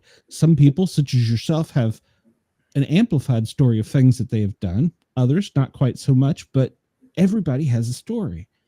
And so that was what got me. And I haven't really talked to the girls about it a lot, but I think we're going to start switching more into, I'm not getting into the UFO world. I've discovered that. Come on. They never show up. So They're busy. We get picked up AT. I don't know. So we're going to start moving into some heavier subjects. And you were one of the first ones, and I wanted to see how it goes. Because I think we need to do something. I think something needs to be done. And it was funny tonight. I was watching, I can't remember if it was Newsmax, News Nation. I've gotten away from the normal ones we used to watch. Right. And this reporter said, news isn't delivered the way it used to be. You have to go to the podcasters. Those are the ones telling you the news. And, I remember growing up, my grandfather was a merchant marine. He said, son, if you want to hear the real news, listen to the shortwave radio and hear it from the other country, because you're not going to get it here. And so there's been a switch. And I want to be a part of that movement to get out and say the real things. news. Yeah, it may not be popular, but you know what? It is what it is. You are vehemently allowed to say your opinion and things that may make other people uncomfortable, and if it does, then they don't have to watch. And the ladies don't necessarily have to agree with everything I say. Well, they're not going to. No, They're and I not don't want them going to, to. and that's I okay. mean, I don't agree with your views on pickles, but I still love you. We love our pickles. Oh, we need to talk about that after we're off the air, I think. Oh, she'll start it with one question. So yeah, and I don't want Depends on which way we're heading with it. And I'll save that for later. I love the fact that I'm 55 and Cheyenne is our child. She's like 12. And then Amanda, I didn't get a good enough break to be able to be like, oh yeah, you remember when that happened? That was before I was born. I know. I was waiting on that. But yeah, and then Amanda, she is a ex-professional wrestler. She brings stuff to the table. Yeah, she can kick our ass, so we have to be nice. But, Amanda, I wrestled in college, and I always thought I ought to be a midget wrestler, but I'm 5 inches too tall to be a midget. But I had the name. It was Gargantuan Glenn, the midget wrestler. I love it. That's fantastic. I found out later that I'm about 7 points in my IQ is about 7 points too high to be a full-blown idiot, too. So I don't fit in all those categories, but that's perfect for wrestling, though. Yeah. I'd say I'd let Amanda choke me out with a smile on my face. So, am I in a leg lock? No, never mind. Different scissors. any figure four. No, as long as it's right up against the boob, then I'll be all right. Headlock right there. Yeah. And I was all worried about going away from PG. Here you go. Oh, yeah. Well, hey, I told you we detour you. Contrary to popular belief, we as women do appreciate the titties. So man boobs. We can appreciate a good set of man boobs too. Dad bod. Yeah. And in our chat, Chris says, Glenn is absolutely right. I recently saw an old video of The View ladies all kissing Trump's ass before he ran, and NBC loved making millions off of him and The Apprentice until he didn't. And that was one thing. I'm not like you, I'm not a huge Trump supporter, but if so many people are trying to stop him, there's got to be a reason. Yeah. I'm going to tell you this. I don't know. There's a lot of things he screwed up the first time. Yes. I don't think near as much as most presidents, but a lot that he didn't do right. And he had some of the wrong people around him. But one of the things he absolutely did amazingly was expose the corruption, because you can't look now and not see it. It's everywhere. They don't even hide it anymore. It's just like, oh, what are you going to do? Well, we just did it, and we're getting ready to do it again and again and again. If I have anything to say about it. Our Postmaster General was in front of Congress. He lost $9 billion this year. The post office used to make money. They lost $9 billion. And when the congressmen were scolding him, this is a grown-ass man. He's older than me. And he put his hands over his ears because he didn't want to hear it. He said, I give the post office a grade A. You are wrong, Congressman. And he's like, you can't account for $9 billion. How did they lose that? I don't know. Well, the Pentagon said, hold my beer. They've lost trillions of dollars unaccounted for. Seven times they've been audited and didn't pass the audit. Not even close. Right before 9/11, guess what? Rumsfeld came out and said we can't account for $2 trillion the next day. Boom. Yeah. What are the odds of that? With a T. Yeah, with a T. Like I said, I was born and raised in Washington, D.C. I know firefighters that were on the ground at the Pentagon. The company I volunteered at when I was a juvenile delinquent was like 5th or 6th end. I mean, they were actually there on the ground. There was no wings. There was no plane parts. No. But yet they said it all disintegrated and folded in. Yeah, that's not physically bullshit. But, well, since I've been a flight medic, I've talked to many pilots. You have to have at least 200 miles, 250 miles an hour to keep a plane that size aloft. This thing was 10 feet off the ground, came up over the Potomac, down over the GW Parkway, missed telephone poles, trees, traffic lights, and hit it precisely. Yeah. Bullshit. Well, here's what I'm going to tell you, though. My butt was dumb enough to believe that for about 16 years. I'm telling you, I was the brainwashed masses. Why wouldn't we? I was the soldier that did whatever they told me to do. Just believed it until I found out what happened to me is happening to a lot of people. And it caused me to start looking. And that's what I encourage people to do. Open your eyes and look. If it doesn't make sense, that's probably a good place to start looking deeper. Well, we were talking about this in the first hour. You know, these drones or whatever these crafts are that are coming into the East Coast. Our government is telling us they don't know what it is.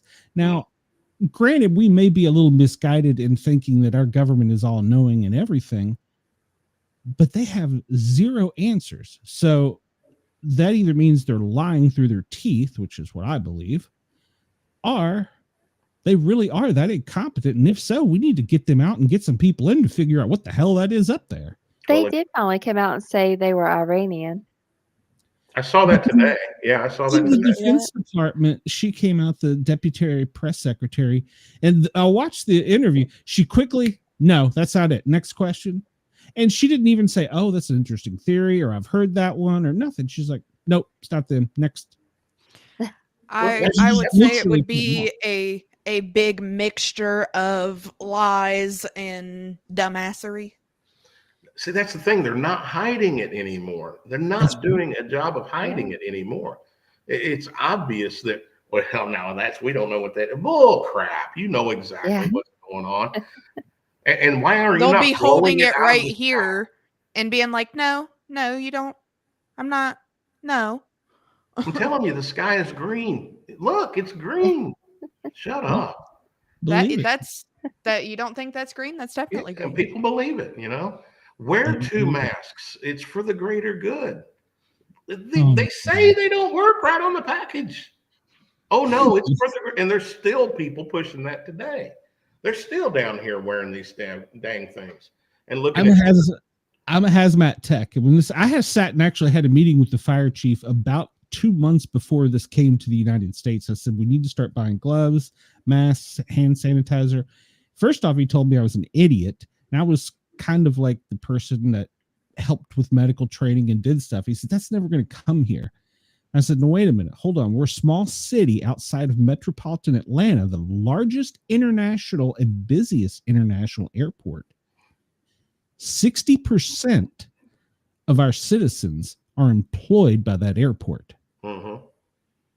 How do you figure it's not going to come here? And so they were totally not. And then they came out with, we'll wear these masks. And I said, Chiefs, you all have to have went through the same hazmat classes I went through. If you can smell a fart through that mask, you just inhaled a hazardous chemical. Yep. So the particle is too small. I even went and looked. Virginia Tech was the college that did the most research into finding something. And they finally come up and said there's nothing that you can put on a human where they can breathe that will stop this from entering them. It was, I call it the biggest test of obedience the world has ever seen. Agreed. And they pushed it and pushed it and pushed it. It got to the point where you got to wear 2 masks. Well, just take the jab. You're not going to get the sickness. Or, well, you might get it, but you're not going to spread it. Well, you might spread it, but it's not going to kill you. Well, but if you don't wear them, you can't be here. That's right. You're going to lose your job if you don't do that. Hey, you don't get vaccinated. Find another job. And the 2 lives I remember, what's his name? The chief doctor in charge, Fauci said on screen, if you take this, you won't get it. Bullshit. Bullshit. You get a flu shot, you can still get it. I mean, come on. I mean, that historically that's been proven. So something we made in a Ford motor plant in 2 weeks is no. At any rate, we'll leave that for a little bit later. That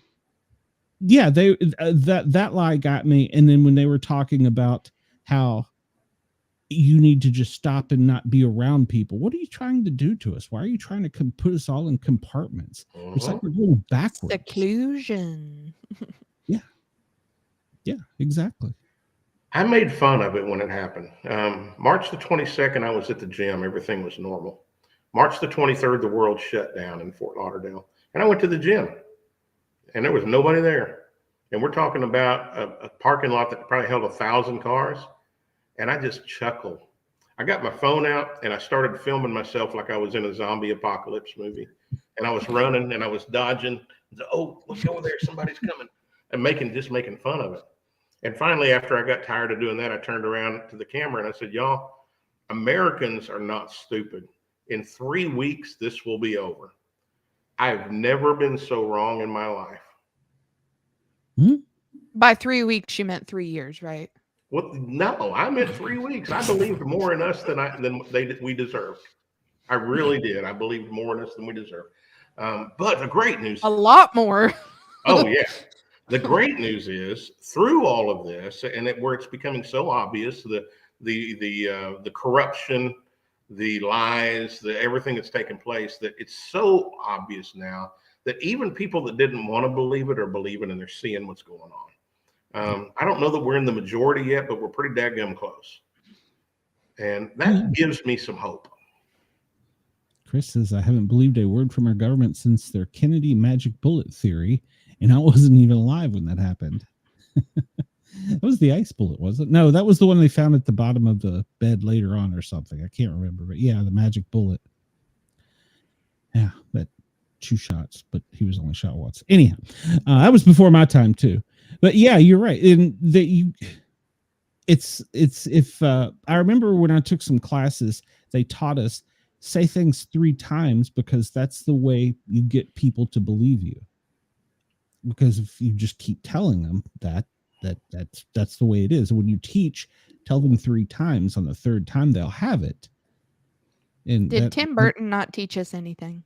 Apparently, that was a military tactic, from what I learned later. That was, you keep telling them, repeating the same thing over.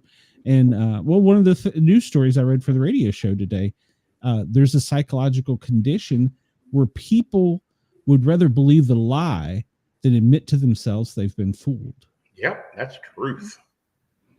Yeah. There's a name for it, and it's got a long. I'm a paramedic. Cognitive dissonance. Probably a start. The video of school kids playing through musical instruments with masks in their mouth, holes cut out, should absolutely embarrass us as a species. Agreed. Yep. Agreed. But yet, we still live in a world where people believe that is, as you call it, the norm. And that we're going to have to, I see them all the time. And the ones that get me, we had one of the county or city commissioners come and tell us that during our tour of duty at the station, we're there for 24 hours. Since we're not with each other for the rest of the time, we need to wear masks and gloves when we're around each other in the fire station because we don't know what the other person's been in contact with. And I said to my chief, I said, I know I'm going to get this because last shift, I was in the middle of a street wrestling a guy that had a temperature of 105, was sweating like a pig, was drunk and high, and didn't want to go to the hospital. And he was tested positive because you just told me. I said, so I know I'm going to get this. I didn't get it from that one, luckily.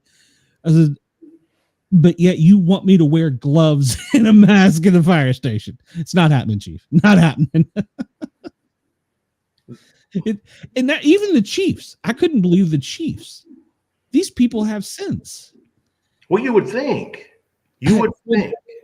Oh my God, the mask, because there was a shortage. They came around and they said, all right, you're going to be given one mask and you'll use it until you can't use it anymore. And I said, well, they're one-time use. It's on the box. Mm-hmm. And, I'm the hazmat tech guy. Apparently you guys are dumb. So they come back around with brown paper bags. And I said, well, this is what the police use to keep evidence in. So once you're done with your shift, spray the inside, and I'm not making this up, spray the inside of the brown paper bag with Lysol, put your mask in it, and then put it in your gear locker out in the bay. The one that's also got all those carcinogens from the carbon and stuff on from the fires that were in That's that fine. same locker, and then That's use fine. it again next shift. Mm. And I was like, Chief, I'm not doing that either. And I said, that will kill us. Do you hear the stupid coming out of your own mouth? That was some of the words I used. I was told I was insubordinate. And I said, Maybe your a next little bit. round, I will have a printout from NFPA, National Fire Protection Association, OSHA, Lysol, the corporation. I will have their MSDS. I will have plenty of proof for you that you were wrong. He wasn't gone a half hour, and he come back. He goes, you're a smart ass. I said, no, I'm the only one trying to save our whole damn department from dumbassery. Yeah. Textbook Can't fix programming. stupid. Yeah. Textbook programming and brainwashing, fear, trauma, and lies over and over and over. And people just started believing it, and they still spew that crap out their mouth when there's so much evidence against it. But they won't see it. They won't look. That's conspiracy. That's not real. Have you ever noticed a lot of these conspiracies start to become real? Say that one more time. I said, have you noticed how a lot of these conspiracies actually start to become real? Almost all of them. It's crazy. Yeah. It's crazy. Yeah. I learned my lesson. Yeah. Well, Glenn, you must be doing something right because the younger generation there with Cheyenne and she's catching on. Of course, I've got her in public safety now, so I might have corrupted her. And Amanda, from day one when I met her, I knew she was switched on. So yeah, it's not about being right or wrong. It's about being open-minded and awake enough to see when there's truth and when there's not. Right. One of those catchphrases for the younger generation is "my truth." Well, that's my truth. Well, no, truth is truth. You can't have your own version of it and call it truth when it's not really truth. It may be the way you feel, And if you feel that way, that you want to feel that way, that's okay, but that's not your truth.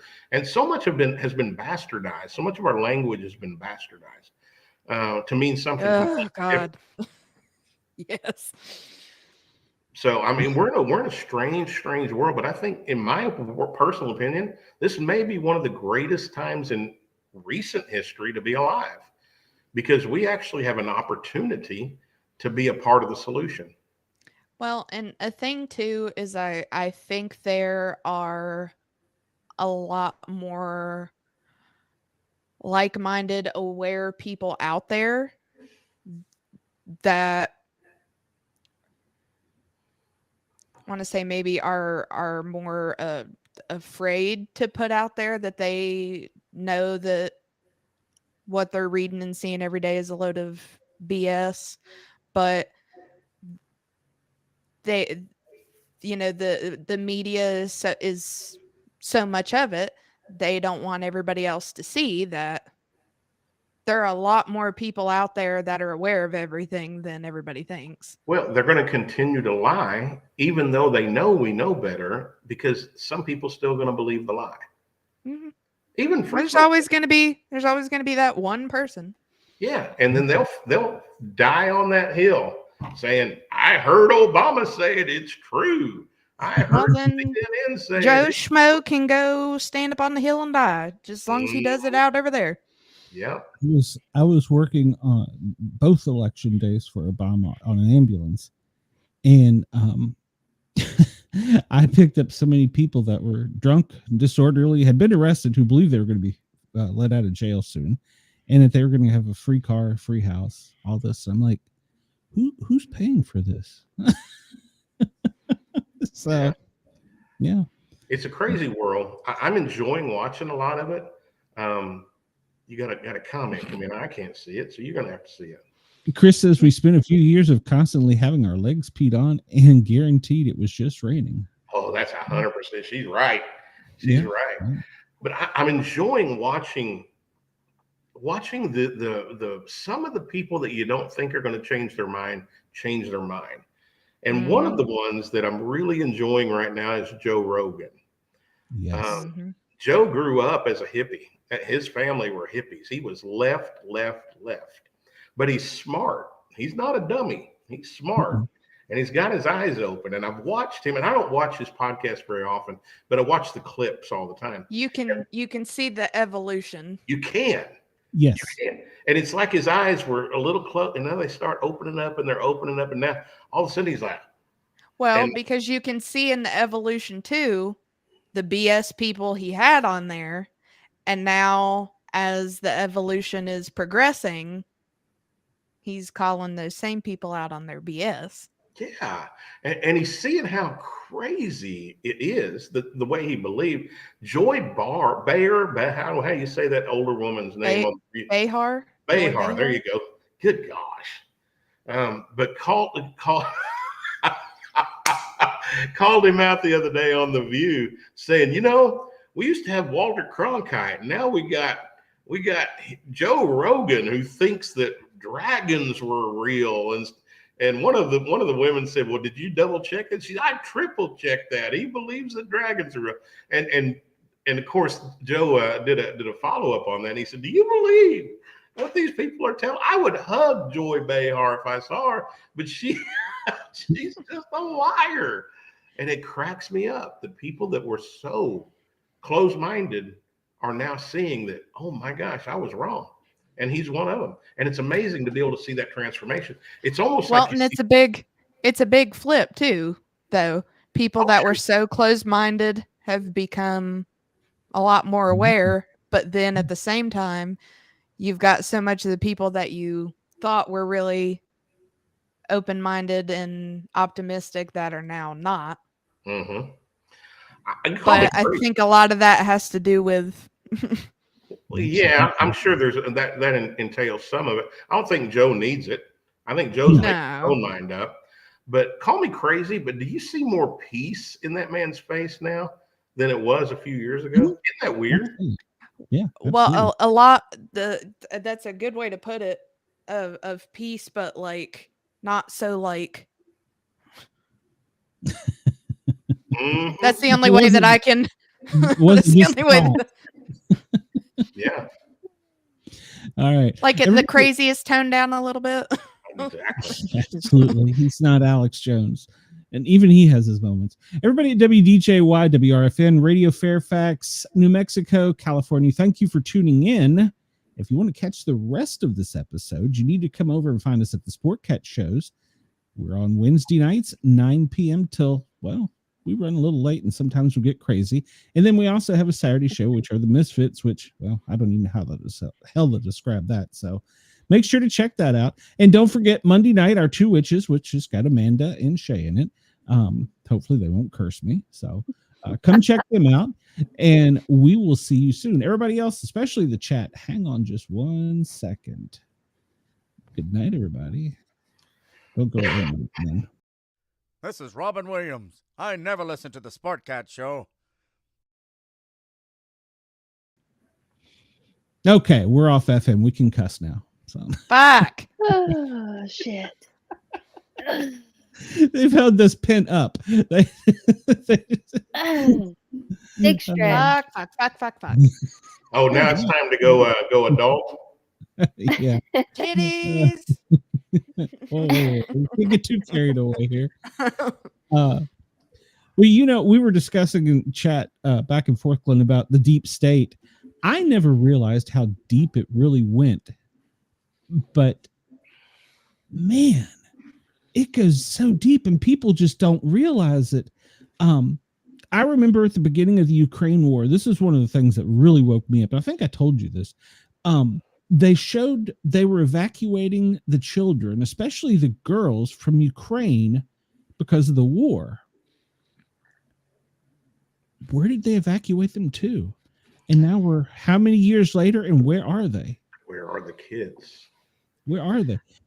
You know, a big understand. thing too, when Glenn, when you were talking about the gentleman that you were working with that was getting the kids out of sex trafficking.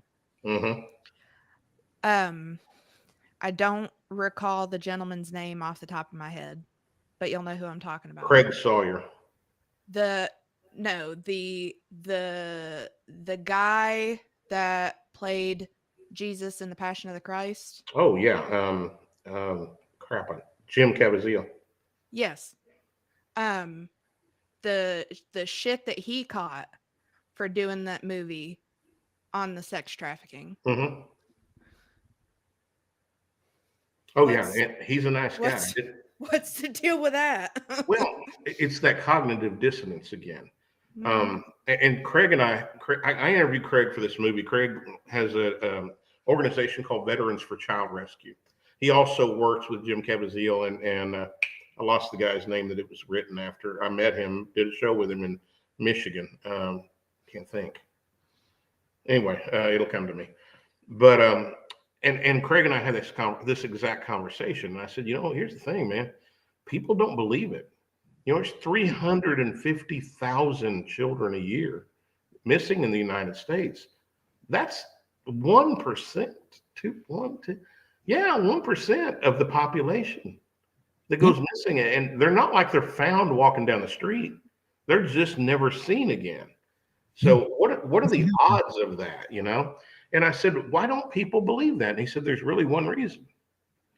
They can't let themselves believe that they've been lied to that much, that this country is actually the #1 consumer of child porn in the world, and there's no connection to their creator. They just can't imagine it's possible. So, and he's right. And they're rescuing these kids all over the country, and it's in every neighborhood. It's everywhere. It's the sickest, most depraved thing you can think of, and it's happening in this country that I love.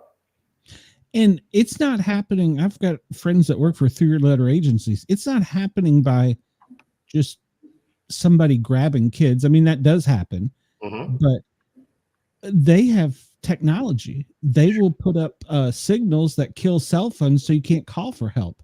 I didn't know that until here recently. So they use technology. He said, and they know, they are professional. He says, he said, yes, you will have the person that carjacks somebody and the kid's left in the back seat, or somebody will just grab a kid. He said, but there is a whole market and they use technology to their advantage. Mhm. Part of the reason the border is open is the sex Mhm. trafficking of the children coming across the border. The drugs make the cartels money, but Mhm. you can sell fentanyl one time. You can sell an 8-year-old boy 50 times a day until he dies. And that sounds brutal, but that's just true. Mhm. It's disgusting. It's satanic. It's gross. Did I say disgusting? To the point, really. I mean, that's not even enough. Also disgusting. Yeah, it's not even descriptive enough to describe it. It makes me, ugh. And there's men that are stepping up, and women that are stepping up and going into those trenches to rescue those kids. And I don't know how they come out of it not scarred forever. Craig is an amazing man, gentle man, but I wouldn't want to be on his wrong side. The only I could see that you could make it out of there and not be is the fact that you know what you're doing. You've just saved at least a life. Yeah, my friend in the GBI, he tells me, he says, that we recruit for our department. He said, but we can't keep people because you have to go undercover and you have to be the bad guy. Mm-hmm. And he says, it's not easy. And I was like, how are you not an alcoholic? I don't understand. I couldn't do it. What does Chris say? I always thought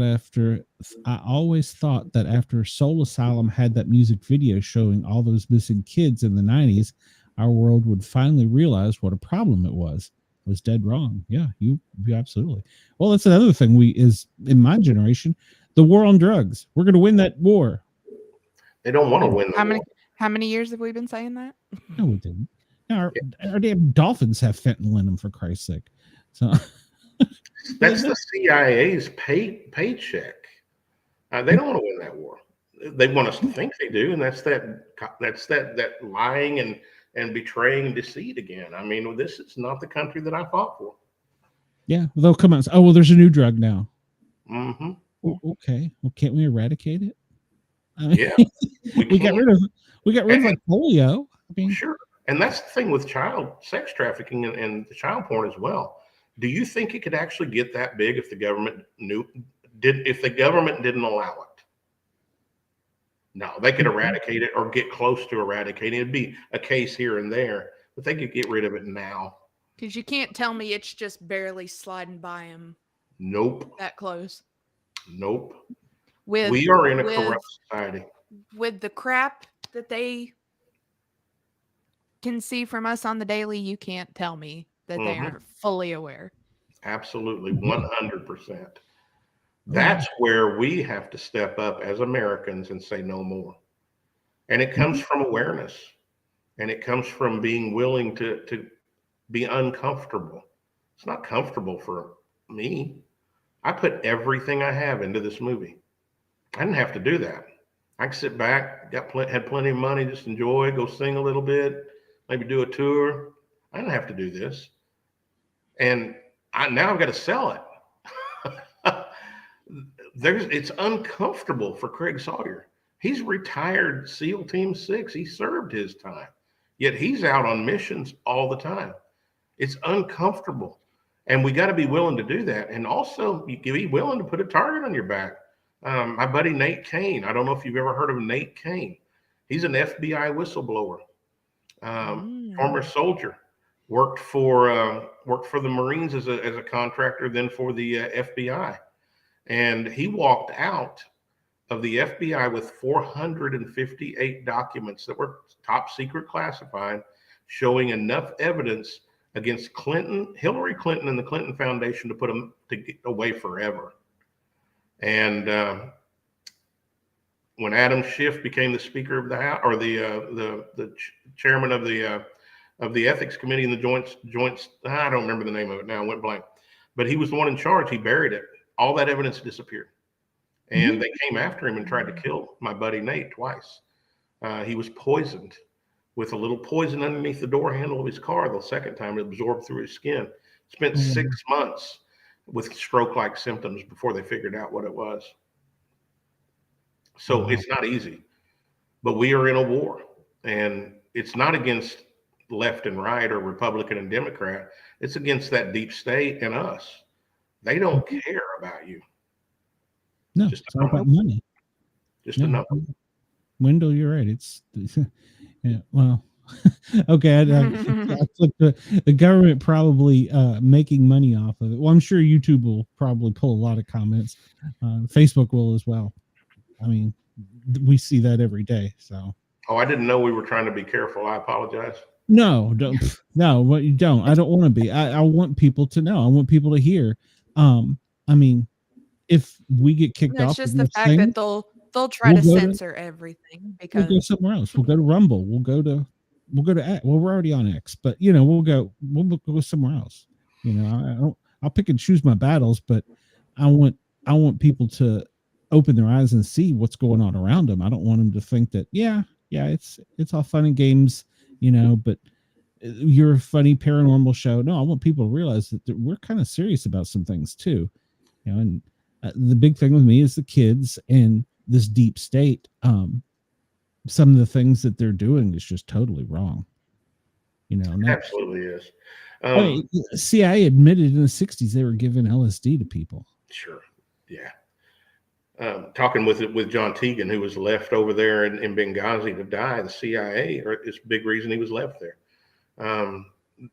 It's every alphabet agency is corrupt at the top. Now, there's good people go in trying to do a good thing, but the ones at the top are bought and paid for, y'all. What's weird about the position God has put me in is I get to know people that directly can tell me what they know. It's not something I researched on YouTube or heard second, third, fourth, 27th hand. These are people that are involved. Straight from the source. Straight from the source.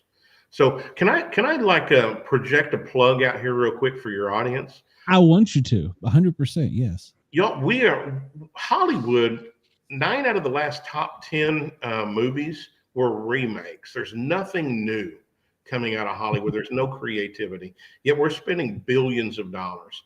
I'm going to selfishly ask you, go to finishthisfight.us. Buy this movie. It's $10.99. 50% of that profit is going to go to help a paralyzed veteran walk again with the help of an exoskeleton. If you don't like the movie and you want your money back, email me. I'll repay your money. I don't give a crap. But take some of that money that you spend poisoning yourself going through the drive-thru at McDonald's. It's less than a Big Mac value meal. And buy this movie and support some independent soldiers or veterans that are trying to make a change in this country. And I'll promise you this, you'll laugh. You might cry. You're going to learn something. And you're going to get to support a man that right now is paralyzed from the chest down. And our goal with this movie, financially, our goal is to get him on his feet. So finishthisfight.us. Go look at it. Give me a shot. And then tell your buddies about it. Absolutely. Do it. Please. All 3 of my fans go do that.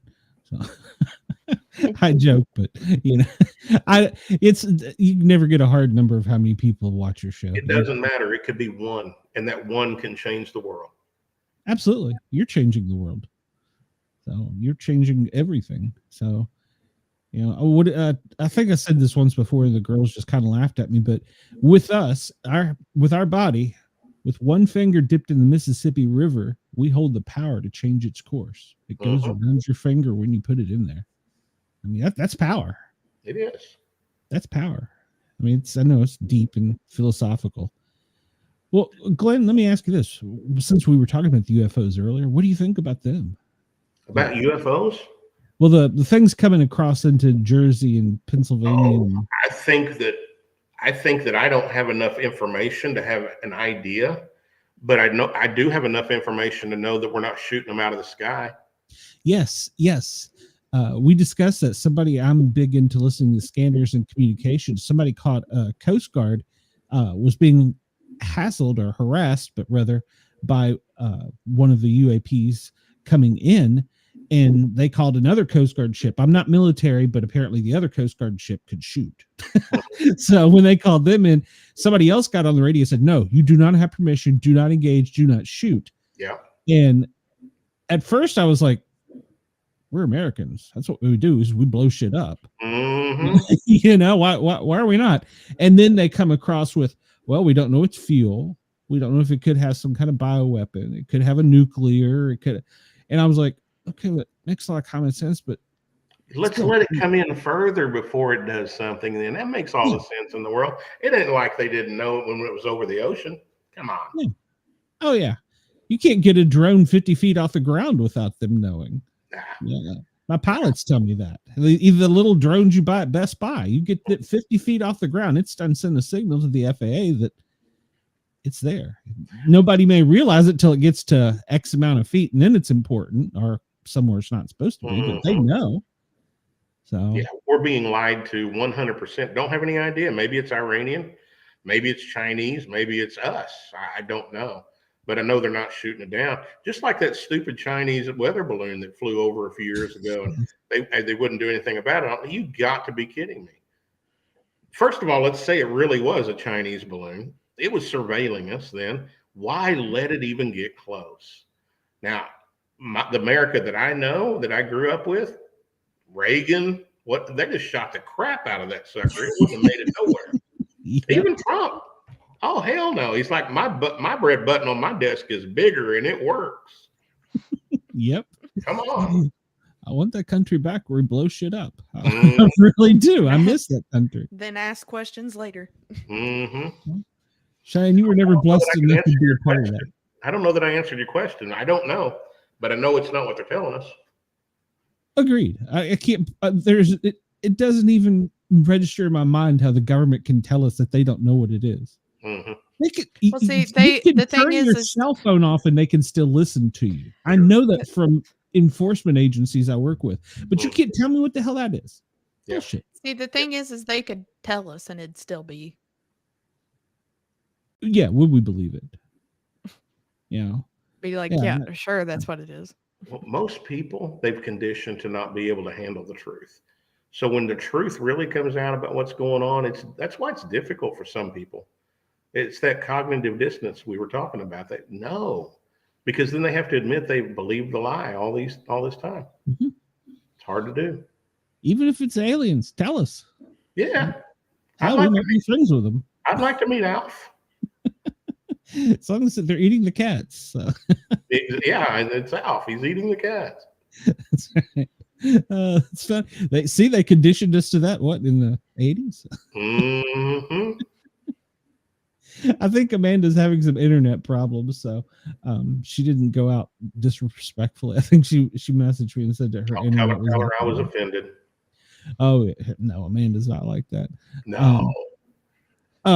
But yeah, you're right. It's 100% what they feed us is what that's our pablum. Mm-hmm. So, yeah, and I believe that Hollywood's a big part of it as well. 100%. Well, you do any digging at all, realize the CIA has been involved with Hollywood since the 60s anyway. Think about it. I mean, some of the movies that have come out, and then we find out later that this stuff's really happening. They advertise what they're doing. They let us know what's there. And then, we don't see it until 2 decades later. But freaking crap, what worries me a little bit is the Terminator series and all this AI that's going on, Yeah. What's that about? And we were just discussing this earlier. There's now a computer chip that can go into other dimensions with its processing. What the hell is that about? I'm not smart enough for that, baby. I graduated the 4th grade with honors. My GED doesn't take me that far, so no. I'm with you there. I got hung up in general math. But that just somebody knows what's going on, and even to get back to the kids, why are they not letting Diddy out? He has the right to get out. That's the criminal justice system. He has because they're going to kill him if he gets out. Or he's Innocent until proven guilty. Oh, that doesn't happen anymore. No, I'm living no. proof of that one. No, they're afraid to let him out because they know what is about to come out. Well, it didn't stop from killing Epstein, did it? Or moving him or whatever happened. Yeah. I still that was a big. He hung himself with guards watching him. Nah, the camera's turned off. And did you see the picture? And AI is crap. You know, who knows what to believe anymore? But the picture of him coming out on the gurney without his feet, there was no feet hanging out the end of the gurney. Yep, I caught that as a paramedic. Yeah, and the ears were different, and I don't know. Well, this killer they caught, the CEO killer. I don't believe that's the same guy. No, and I just saw something right before I came on with you. The kid that they're saying is the one that did it. His family is healthcare, made their fortune through the healthcare and pharmaceutical world. Mm-hmm. They own a bunch of nursing homes, if you will, and come on. And he happened to have a manifesto on him. What? Yeah, now, if I'm going to go kill somebody, I ain't going to write you a 3-page manifesto and carry it around with me. Come on, y'all. Exactly. Especially I'm going to go to McDonald's and have a little bit of creativity. I mean, come on. Yeah. Something my wife told me, and I haven't researched this, to take this with a grain of salt. It could be truth or not. But she said that he was somehow related to the killer was somehow related to Pelosi. Oh, that wouldn't surprise me. It wouldn't me either, but I don't have that as any proof. But that's what she may have got her news from TikTok. I don't know, but heck, some of those people are more right than the real news. So, you know what? I'm taking my makeup off. I'm gonna put my glasses on so I can see. You have to be too sexy for Cheyenne now. You've already hooked her. Oh, I've got an image. I've got a. You know, you were talking about earlier about the post offices and how they always used to make money and whatever. And I can't remember if it's Pelosi's husband or if it was Dianne Feinstein's. I think it was Feinstein's husband that owns the property that about, I don't know, hundreds of post offices sit on in California. And that's why he's nearly a billionaire. Good Lord. Yeah, that's how deep that crap runs. And I think it was Feinstein's husband and not Pelosi's. That's crazy. Well, I heard him say that one of the reasons they were to bring the workers back is they're paying $81 million a month in rent, which I don't understand why the government doesn't own the building, in empty buildings because the government workers aren't there. Yeah. 81 million, and that's like that's nothing. That's just a drop in the bucket. Pay some more taxes. Exactly, Chris. Why would he keep the gun? It was a disposable gun, supposedly. Yeah. Or print some more money, you know? Yeah. If you can print a gun, surely you can print money. I mean, exactly. I don't know. I'm not that smart, but yeah, I think the world is working against us.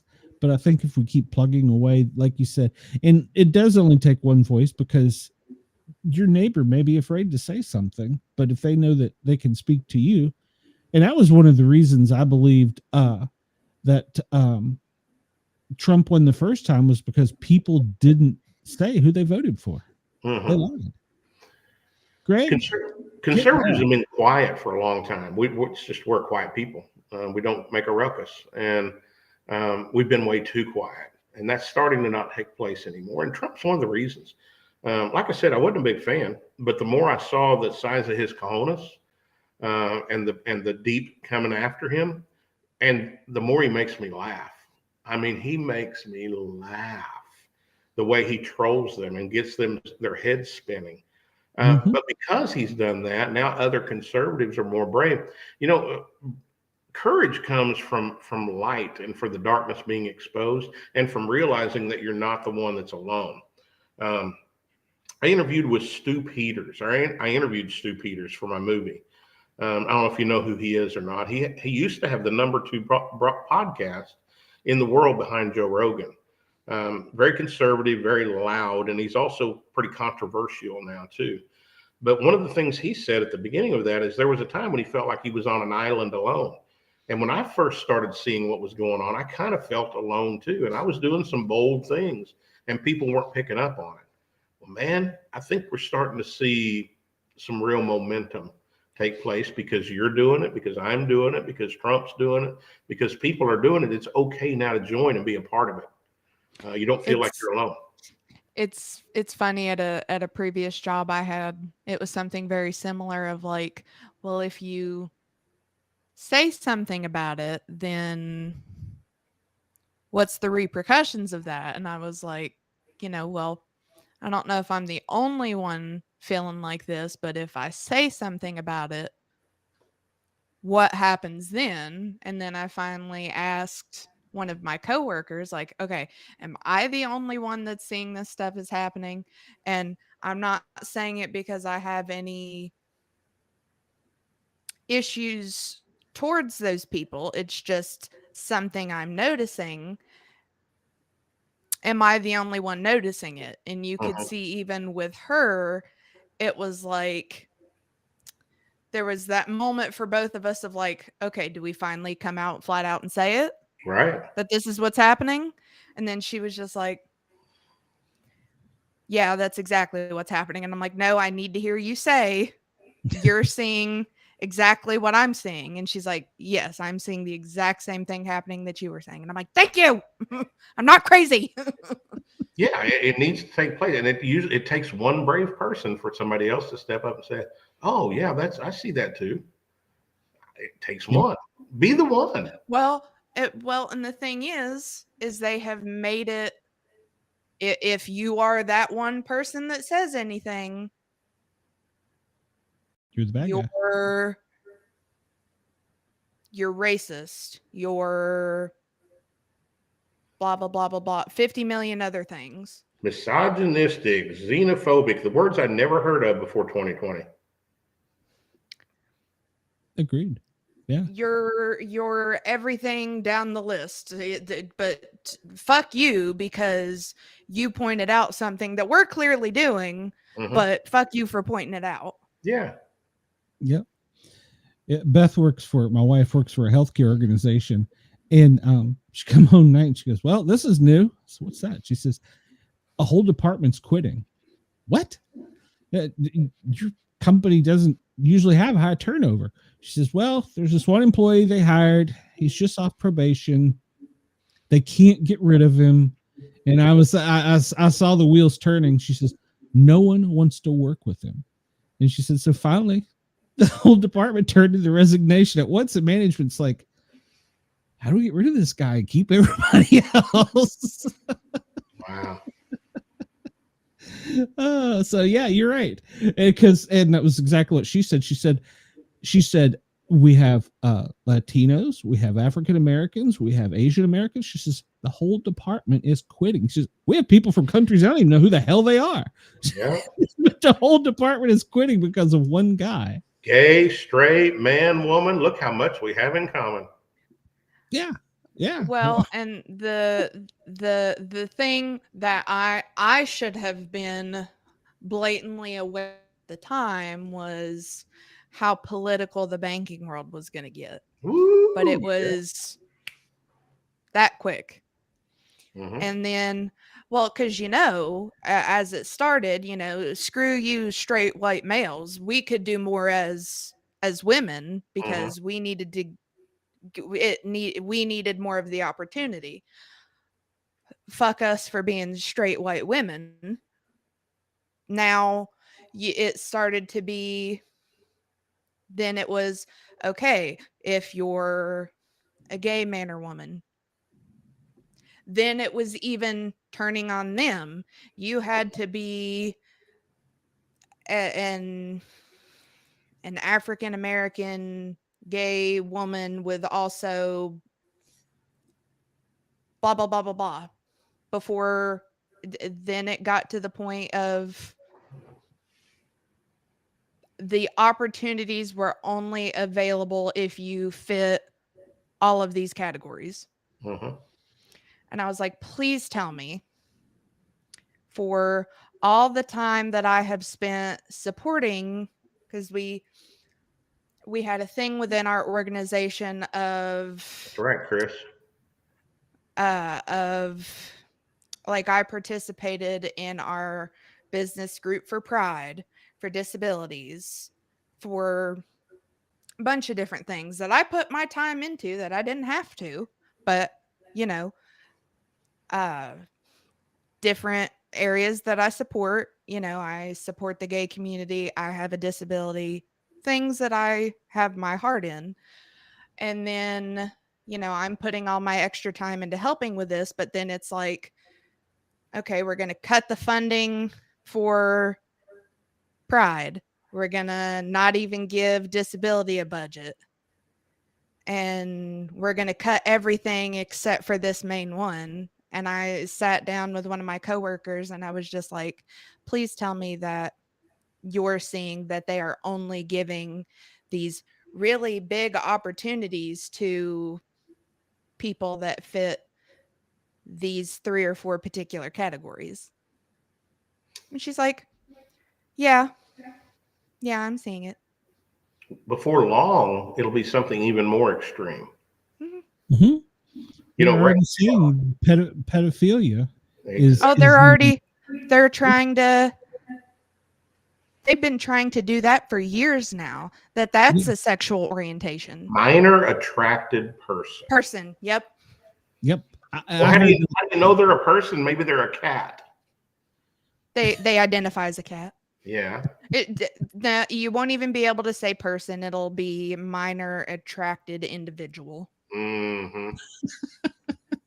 Brain. Then that even might be clarifying it too much. Brain damage, y'all. I have to think about the words too much. Mm-hmm. Oh, like I said, Chris Rock said comedy is dead because you can't make fun of anybody anymore. So, and it's true. You know what? I want my own month. Short, white, over middle-aged man. You can't because you're male. You're straight and you're white. You can't. But I'm short and I'm got a gun. Yeah, but that's not needy enough. No.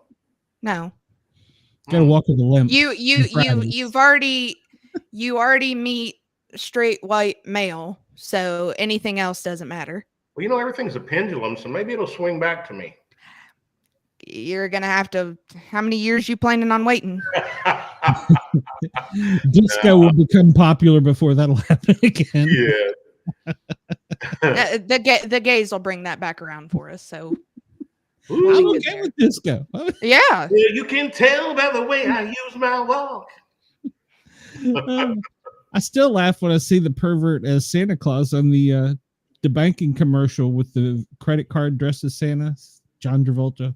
I still laugh when I see the. I don't like him as a person, but I laugh when I see he's still able to do it and does it in a Santa Claus costume. I don't watch TV, man. I don't care. I haven't seen it. I don't like. It's probably for the best. I don't like to, but I've discovered as I get older, I have grandkids now, and I'm worried about them because with 2 of my kids, and if they're watching this, I'm sorry, but are brain dead. They believe everything that's just fed to them. Mm-hmm. You know, if the news comes from Facebook or TikTok, you know, at least. Well, and it's sad whenever you're looking at TikTok and you could believe that more than you could believe whatever you go watch on TV. True. Yeah, well, and then whatever the algorithm tells you on that, you know, like I grew up listening to AM radio and getting news and media information and stuff. Of course, there was real news. The best news I got was down at the barber shop when I was a little kid, listening to the old men talk. Yep. Well, and you know, and how many people said how bad my generation was. We thought it. I'm sorry, we did. You know, to be fair, a lot of us thought that about ourselves because there was a good half and half of those of us that were raised right and those that were just they're not going anywhere. What is your generation, sis? How old are you? Or ballpark? How about a ballpark? I'm 28. So okay, so you're still really young, but you're old enough to know better. At 28, a female's brain quit growing about 8 years ago. You Yeah, you ought to have some sense. But there's a lot of brain. Well, I'm not. Oughta You is may very the well, but there's a lot of kids. well, as a generalistic for 28 fellow 28-year-olds, oughta is the key word there. There's more younger folks that are awake than I realized since I got out into the public with this. Because we generalize as humans, we generalize things, and well, all the kids are dumb. No, they ain't all dumb. There's a lot of them that are smart and awake and probably know a whole heck of a lot more than I do. Then there's the ones that are just brain dead, and they were probably raised by brain dead moms and dads to just follow the crowd, follow the herd, right off the cliff. We got to get past that to show people some truth that they can understand, and that's another reason why we're doing this movie. I come from I get a chance to go around the country and speak and sing, and I talk about freedom and I sing about God and country. But I do that a lot in these rah rallies. I've been invited to speak at several like Reawaken America tours and things like that. But most folks aren't going to go to that. And so how do you get the truth to them when all they're watching is mainstream media? Well, I think there are a lot more of them that are listening and paying attention that are just too afraid to admit that they are. Well, that's true, but you got to go to them. And so we go to podcasters and we go to this movie. Diary of a Pissed Off American Soldier is pretty dadgum intriguing. I would want to know what that is. Mm-hmm. This isn't anything about truth and waking people up. It's finish this fight, Diary of a Pissed Off American Soldier. And we're going to get that into people's hands. They're going to be entertained. They're going to go, what? I didn't know that. And all of a sudden, ding, ding, ding, the light goes on. Yeah. Well, I did notice blah, blah, blah, blah, blah. Yeah. Well, we had a couple weeks ago, an independent movie director on, and he said himself, he says, these independent movies are going to be the way of the future. He said, because nobody's buying what Hollywood's selling anymore. Nope. So, well, you can't trust it's well, it's nothing original, and you can't trust a thing from them. Nope. No, and why are you going to want to put money into somebody's hand who's a pervert? Yeah. That's my feelings about it. Mm-hmm. So. My buddy who perverts, who knows what hands are in the drug trafficking, the child trafficking. And I mean, if we even look back to the stuff that I grew up on, look at Quiet on Set. Look what Disney and Nickelodeon did to so many kids. Yep. And we're supposed to believe that, crazy Amanda Bynes, it was just all the drugs and everything went crazy. Look at what she had to go through. Mm-hmm. Yep. Yeah. Disney and is have we seen Dan Schneider get anything for any of that? No. Disney is horrific. Hollywood is horrific. Mm-hmm. I've got my buddy that directed this music video in this movie, very talented, was taking a script to Harvey Weinstein the week before the Me Too movement. And God stopped him. He said, no, you don't want to go there. And he didn't go. It would have been neck deep in the middle of that world. Yeah. And that's a big question to me. Everything that happened that came against him, why is the same thing? And granted, it was a lot of my childhood, so that holds a little spot to me that I'm a little sour on. Everything that came and happened against Weinstein, of everything he had his fingers and toes dipped in, why hasn't anything happened to Nickelodeon? People don't want to see it. They don't want to believe it. You can't tell me that Dan Schneider had his fingers in the pot more than Weinstein did. Mm-hmm. Yeah. We are about to see a revolution, and a lot of things are going to be changing. I foresee it. I think your buddy was right. Independent film and independent music is going to take over because the music scene's horrible. I mean, It's not original. not original. It's awful. When I called this guy to do my music video, he's like, I don't really do music videos.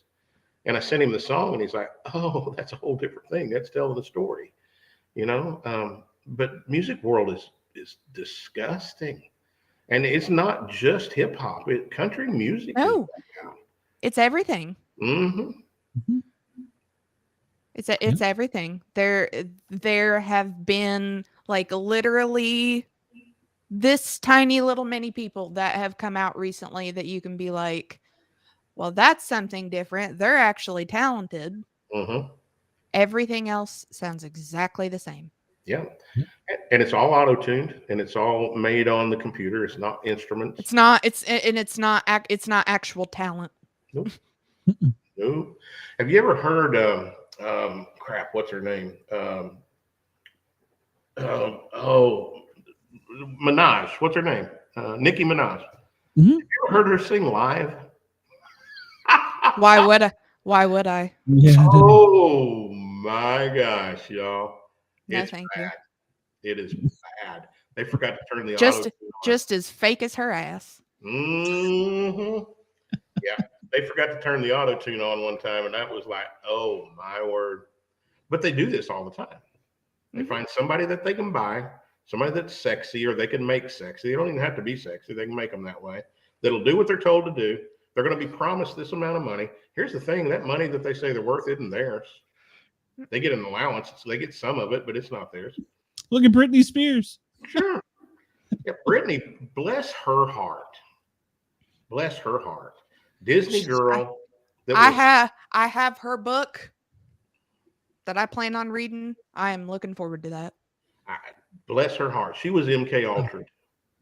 Yes. 100%. 100%. Yeah, I agree. Christina still Aguilera. suffering. 100%. Miley Cyrus. 100%. Mm-hmm. Well, and even like with Britney's, because there is another Disney star, I can't remember her name, is doing a podcast where she had some other Nickelodeon people on who were on Zoe 101 with Jamie Lynn Spears, and how terrible even they were then. Mm-hmm. And everything that those parents let their kids go through. Oh, and sis, it goes way back to before you were born. You know, I have zero. Well, Judy Garland. Sure. Shirley Absolutely. Temple. The little girl that died that was in the Poltergeist movie. Mm-hmm. She was, yeah. I can't even say it now, was raped to death, basically, is what killed her. Disgusting. And it's been going on for decades and decades, and well, longer than that. Well, and it's an odd shift when you sit and think about it, because like of how back then, you know, how prominent it was to, you sleep with the director, you sleep with the producer to get the job, you do the drugs, you do everything, you're famous, blah, blah, blah, blah, blah. It was very open and prevalent. Then it gets hidden away. And then here it is coming back like it's coming full circle again. Yep. Sure. I mean, it stayed there the whole time, but now it just went that dip under, and now it's coming to light again. Well, it's a drug, and I'm talking about entertainment. It's a drug.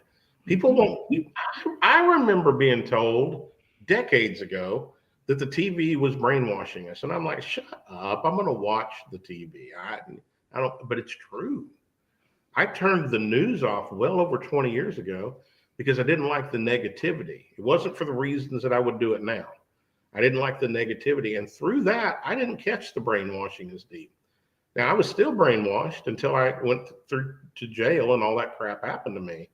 But then I started noticing and once you see it, you can never unsee it. And it's just there, you know. And then you wonder, how did I not ever see that before? Well, there's something to be said about documentaries that are made by Hollywood. I kind of wonder about The Matrix. I think it's a documentary, more or less. We've talked about that. Yeah. I agree. It's an interesting time to be alive, y'all. It is. It is.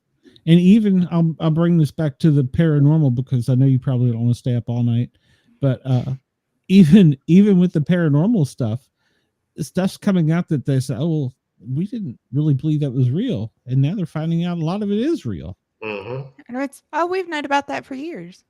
Yeah. So Glenn, have you got any paranormal experiences? I would say no. I have something I would call a spiritual experience from a childhood, and I don't know if you would consider it paranormal or not. And I was young. I don't know, 5, 6, 7 years old, maybe, in the summertime, laying out in the grass, clouds over me. And I saw Jesus peek his head over and just smile. Now, that doesn't make sense because the clouds are miles away. I wouldn't be able to see it, but I saw it very clearly. Went inside and told my mama. And she came out and looked. Of course, he wasn't there, but clear as day. And I'm 57 years old and I still remember it. Yeah, that's paranormal. I mean, it's, well, para beside normal. Mm-hmm. So I agree. And who's to say it wasn't? Who's to say? But I can tell you, I felt peace.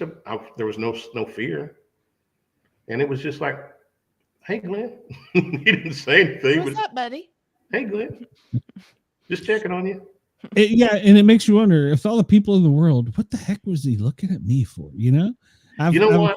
The children just are so much easier, I think, to witness things like that, because we've not been programmed to not believe it.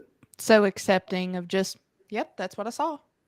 Well, it's one thing I've said working in the medical field. How do we know that these people that aren't mentally retarded, I hate to use the word, but have problems, how do we know the things that they're seeing aren't real? We Maybe. don't. Yeah. We don't. Yeah. And then we give them a pill. Mm-hmm. That never made sense to me. I'm like, how do we know? I mean, we can't communicate with someone. So how do we? So we just give them a pill to make it go away. That's like when I was attacked by the dog. Well, to tell you, I heard a voice in my head said, "Don't get bit." Apparently, I'm a slow learner. I got bit. Afterwards, it told me it was going to be okay. It would only hurt for a little while, and it would be okay. And I argued with myself. That was another reason for starting this podcast. Who the hell was in my head? Who was talking to me? And why was I too dumb to not listen? I'm a slow learner, like I said, but that was because you're a stubborn ass. Well, I mean, yeah, I was going to kick that chihuahua. I was looking forward to it, but that's another story. Yeah, how do you know? What was that? You know, was it something? My guardian angel? Was it my grandpa? Was it? I don't know. So that makes you wonder. You probably can tell from talking to me for an hour and a half or whatever it's been. I'm a believer, believe strongly that God loves me and that I'm born again and all that stuff that goes with it. And I am. I've had a lot of spiritual experiences, but that's the only time I've ever seen anything. But I've had some amazing things happen that just can't be explained. And so I truthfully believe most Christians don't really know what faith is because we're very comfortable. And faith doesn't normally come in comfort. It comes in trials and troubles. Mm-hmm. And I've learned through the last 12 years of my life, when I've had some really serious things take place, that God promises me he's gonna watch out and take care of me. And I'm only here temporarily anyway. 57, maybe I got 25 years left, maybe 20, 25 years of good health. I'm going to live my life trusting him. But he's proven it time and time again. And here I am after losing 7 years ago, losing everything, in the best position I've ever been in my life. So because everything's going to be okay. It's going to be great. And I believe if we were more like children, not where we can just be misguided, lied to, and led away. God gives us a little bit of sense for a reason. But if we would look at things we see more like children and say, okay, I don't understand that, but that's kind of cool, I think we'd experience more things. Mm-hmm. I agree. And they say that the veil between whatever is next or dimension is getting thinner and thinner because people are waking up to things. And there's people coming in power that are learning the secrets that have been held on to for years. That's a whole other rabbit trail there, bro. Well, Yeah. I was gonna. I mean, was I gonna don't know that I'll go the whole flat Earth thing. I don't know about that one, Well, but Well, I was gonna say it would be very interesting, different conversation for a different time to have with you, Glenn, on your thoughts on how close we are to things.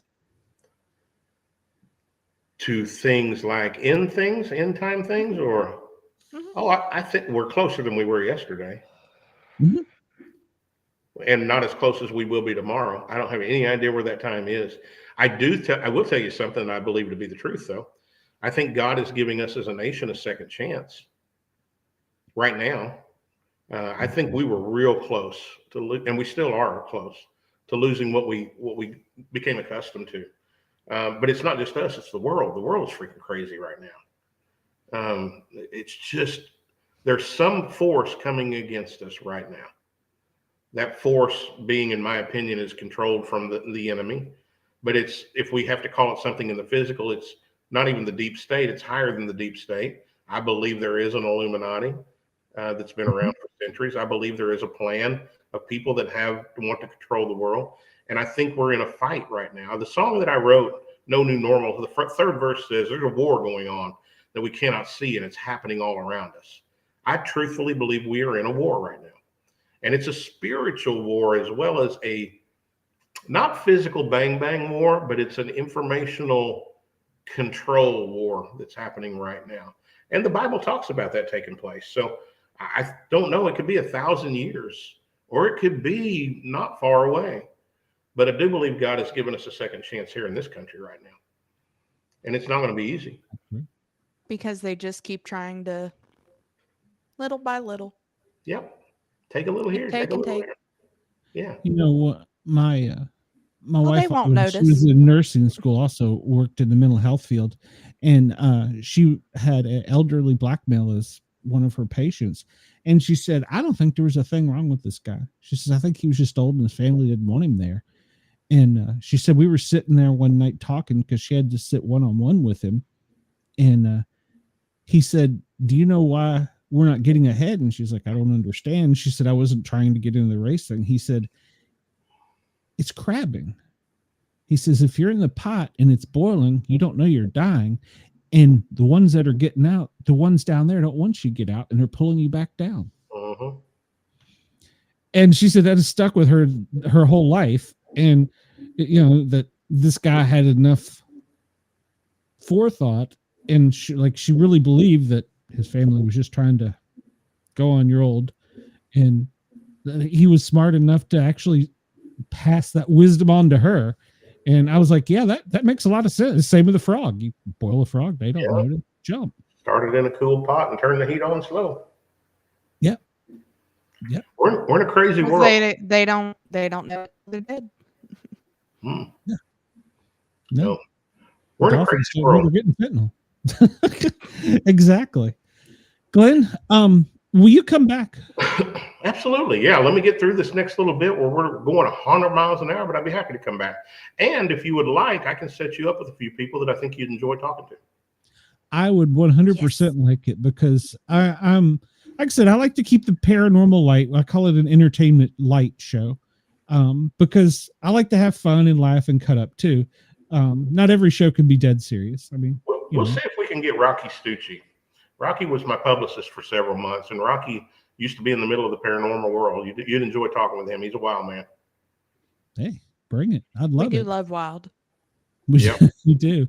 Look up Stucci Media, STUCCI media.com. And I'll let him know that I was on here. Okay. I'm writing that down so don't forget, because I'm getting old. But you're younger than me, so I resemble that remark. Yeah, well, we were talking to Cheyenne, and she's just starting her career in public safety. And I told her, I said, I think I have forgotten more than I ever learned. So, I said, please, as long as the hypnotist comes on and he doesn't wipe what I just had to learn this whole week, then. and I have a story about the hypnotist. He got the time zones mixed up. He's in Australia. So he actually came backstage, and I'm like, dude, you're supposed to be here an hour earlier. He's like, well, I can wait till after Glenn. I'm like, no, I don't want to keep you up. It's like 1:00 in the afternoon there. Right. He's like, and he went and looked. He's like, no, I screwed up the time. I'm sorry. I said, please tell me you'll come back. I said, because we've never had a hypnotist. I don't know that I believe in that stuff. And I said, the girls were absolutely dying to have you on. I said, so he's going to come back. It was a time zone era. He's got an interesting, he went through hell. I'll send you a copy. Glenn, give me your email. I'll send you a copy of his book. It's a free book. He does it online. He went through hell and was imprisoned and learned to control his mind and be able to control other people's minds while he was imprisoned. And now he does it for good now. And for entertainment too. I think his full-time job is working on a cruise line as an entertainer. I think it's his full-time gig. But yeah, he's out. Is he also part-time as a Robin Williams impersonator? No, I need to get him back too. We've had some great guests. I've had Miranda Maverick. She's an MMA fighter. Robin Williams impersonator. He was in Twister, the movie. We've had some great people. And then we've had some others. I'm sitting here pounding my head going, what the hell was I thinking? So. Well, you'll probably be doing that later, but I appreciate you having me on. No, this has been great. Finish this fight.us, another plug. Finish this fight.us. Come support us, guys. And yeah, and I want to talk to you about becoming an affiliate too. I got to get a website, so I don't know how to do that. So I got to. Did I send you a link? I don't remember. Did we create one? I'll look it up when we get done. You told me we were thinking about it, and we would see how it went after the show. But yeah, I read about that, and I really want to, but I don't have a website, and I've got to get a website. Jesus, so I'm behind in technology. So. Yeah, you probably would need a website so somebody could click a link to make it worthwhile for you. But we're happy to do it if you want to. Okay, cool. And I think it's a great cause. Everybody, please go get the movie, watch the videos. And by the way, have you been in touch with the radio station about getting on the station? No, I know I sent. Okay, well, I will nudge them again because they love veterans, they love public safety, and they give Cheyenne's on there too. They give us a lot of freedom to kind of do some things. Our thing. Yeah, so I would absolutely love to play your songs on there. I think they're great. So you've got a great voice and talent. Well, so thank you. I appreciate it. And look good looking like a rock star. Exactly. Wendell says he's enjoyed it. A couple of my guests earlier were singing the praises. So yes, thank you very much. And one last point. You're talking about popular podcasts. Yeah. Howard Stern used to be the most popular. Mm-hmm. He said last week, if you're a Trump supporter, do not listen to my shows anymore. Okay. How much money do you have that you just willing to piss off half of them? You know, I mean, it's brain damage. It is absolute brain damage. And well, you know when you're wiping your sweat with all your money, you know, you can mm-hmm. Yeah, he's a has-been. He's made it. He doesn't care. But I wonder about Howard Stern. What's he hiding? I got from being a little bit in the radio industry. Glenn, it's been a great, I'm sure you meant to put pleasure meeting you tonight. I really hope you come back. Chris is one of our loyal fans and supporters. Thank you, Chris. Yeah, thanks, Chris. And he's slacking tonight. Yes, he hasn't reminded us to like, follow, share, and subscribe. I have a little bit of insight. Howard Stern came up through Washington, D.C., and I was listening to him. He was a little gross even for me, but he really, he was dead to me when he did after the Air Florida crash. He called the next day and asked if they were serving. He wanted to know how much a one-way ticket to the Woodrow Wilson Street Bridge was, and if they were serving ice water. And I was like, I'm done. Yeah, he's not a good dude. Yeah, not a good dude at all. So, but he got a sweet deal. They put him up in a condo in top of Manhattan, limo driver for life. Yeah. Speaking of DC, I'll be in DC this weekend for the first time. I'll be on the Tim Pool show, and they'll be airing that on the 27th. Very cool. Okay. Yeah. You're gonna be in actual DC or just in the area? I'm flying into DC Friday, so okay, cool. That's home. It's gonna be snowing, by the way, so and cold. I didn't even look the weather up yet, and I guess shorts and flip flops probably are not going to be appropriate. No. My friend KG was on here earlier. I talked to him on the phone. He still lives up there, and it's cold. So yeah, you might want to. It has come down that way today. Yeah, it has been cold as fuck. Where are you? West Virginia. The coldest show I've ever done was in West Virginia 2 years ago. I did a show in Princeton. Oh. In the mountains. Oh, I'm sorry. It was 13 below zero that night. Oh my God. Yeah, I swore I'd never do that again. You could have went somewhere other than Princeton. Well, I was with Cletus. It's not. Oh, okay. That makes sense. Yeah. Cletus that makes sense then. The country music version of Weird Al Yankovic. Yep. But he's a good dude. We had a great time. I think we play some of his stuff on the Thin Line Rock station occasionally. So. Yeah. He's a good dude. He is you guys would probably enjoy him. He is he's a recovering cocaine addict, and he tells people about it and leading them into sobriety. He's a good dude.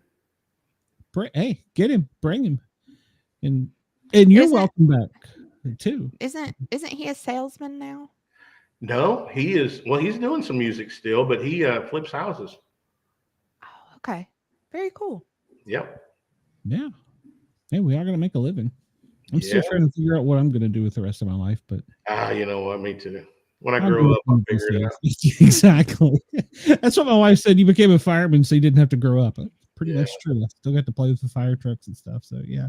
So Wendell, you're only 35. Good Lord. I had you pictured at 62. So and we had in here earlier Greg Ogles.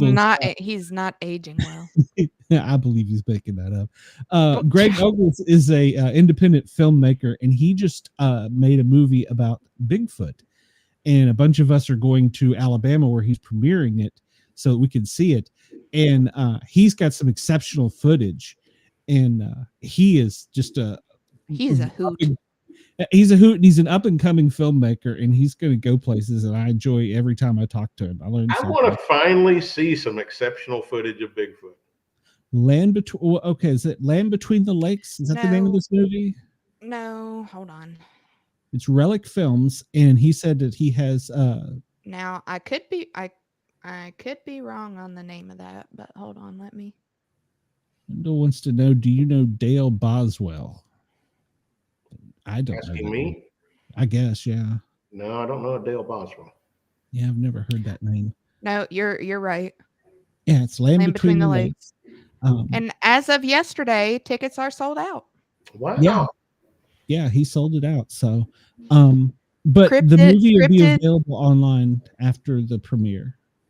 Great. Cryptid Expeditions: The Land Between the Lakes. Yeah, he said he has some great footage. He wouldn't tell us all the secrets, but I know he said that he got an outline, he got thermal, and he could see the eyes of one, and he was scared. So. And here he is trying to bring me out with you all. Jesus. Oh, come on. There's nothing in the woods that won't kill you. Just bring a gun. I don't know how to work a gun, Glenn. Oh, that's right. That's right. You have what is it? You have a paintball gun there. I have an air pistol. Oh, Jesus. Girl. Never too late to learn. She's in public safety. They're going to corrupt her eventually, and she'll get a Glock. Hey, I just work in a dark hole and am a night shift vampire. Okay, leave me be. You got one of the most important jobs in public safety. When people call for help, you are the first voice. So, and it's and I've got to report their penile issues over the radio. I'm glad we didn't talk about that tonight. yeah. It's a total different subject, Glenn. That's for those old people. We don't talk about that stuff. Now, I work with a lovely group of gentlemen who do not realize the type of woman that they started working with, and they're like, "Oh, this is gonna embarrass her." Oh, and it does not. You embarrass I'm them. like, "You fuckers." Let me find out you have brothers. One lone one. I'm the significant baby out of my two siblings, but Explain some things. Yeah. But you probably beat his ass too. So, Glenn, let me let you go. I really appreciate it. I will have you back. And if you ever want to do a comedy show on weekends where we just talk a bunch of crap, we have to keep it FM friendly for 2 hours. But after that, then the chat will go crazy after 11. So just prepare yourself for that. Yeah, we got some of the Howard Stern chat, believe it or not. Really? So, you might get some sexual advances, but it's meant as a compliment. Oh, I actually had a host hit on me the other night. Ooh. Yeah. So I was like, man, I made it. I got a group. There you go. Yeah. And that's how I felt after we found them. I was just like, oh. I'm Charlie, and these are my angels. So exactly. Yeah. I'm like, I attract them with my nice rack. I noticed that. Yeah, that's lovely. It's my second best. Yes, that's her loving name. You'll see the chat every time pop up calling her Antlers. So to all of them, I am Antlers. Gotcha. Well, that's what I thought it was. What is it? It's antlers with the crown, I guess. With the tiara? Yeah. Well, I had to get a new headset, and I figured it would upset everybody if I didn't have my antlers. So I cut them off my old headset to put on this one, and then I'm the queen, so I had to have my. Oh, okay. Well, you know what? You gotta make your own brand, girl. You go. Yeah, and then if I'm feeling a little extra spicy, then. You're just now waking up, so. No, I've unfortunately been awake all day since 5:30 this morning. No. Yeah, you're telling me I should my shift should just be starting. Yeah, no kidding. All right, Glenn, let me let you out of here. Thank you again. I hope to hear you on my radio station soon, and I hope to have you back soon. Well, thank you guys for having me. I appreciate it. Had a good time. Yeah, thank you for being here. being We were worried we weren't going to be fun, so we're I'm just not. we're just kind of stupid and just talk. So just bring out the cowboy hat next time. Hey, let me help you out. Uh-oh, you're going to do it now. Okay, then wait. Then I got to see it with the glasses. All right, there we go. Woo! Hello, Donald. Nice to see you. It's been a long time. Oh God. Y'all have a great night. Thank you. I can't get my hoodie off. Oh my gosh, I got another one yet. Be careful, she'll stalk you on Facebook now. So I'm good with that. Come on, girl. Y'all have a great one. You too, Glenn. Thank you. Good night. Night. Oh, he was great. That was fantastic. Chris says you are one of a kind and he loves you. Yes, I try. you are one of a kind and I love you too. We went into 3 hours tonight. And I think we got some good stuff out there. Yeah. That was really good. And I hate that the hypnotist didn't get on, and he'll be back. Yeah, he apologized. He said, I have messed up the time zone. I'm like, yeah, it's all good. Will. At least when he showed it backstage, I was like, oh, what do I do? So I messaged him like, dude, I don't want to cut into his time. We got to reschedule. And he's like, no, I'll wait. And I'm like, no, I don't want to keep you up. And then I wasn't thinking it's like 3:00 in the afternoon there. So I won't be up. Like, oh, well, okay. Well, we would be. So. Yeah, I got to be up at 5:30. All right. Well, we'll let you go. Yeah, I got to sleep in because I'm driving all night tomorrow to get to Knox Vegas. So I'll be up there for a long weekend helping mom out again. So Viva Knox. Will you be I will not be here Saturday. dates. Okay, so I'll have to make something up. I guess I better start getting on that. And next Wednesday, will you be here for that? Because next Wednesday, if anybody's still in the chat, pay particular attention.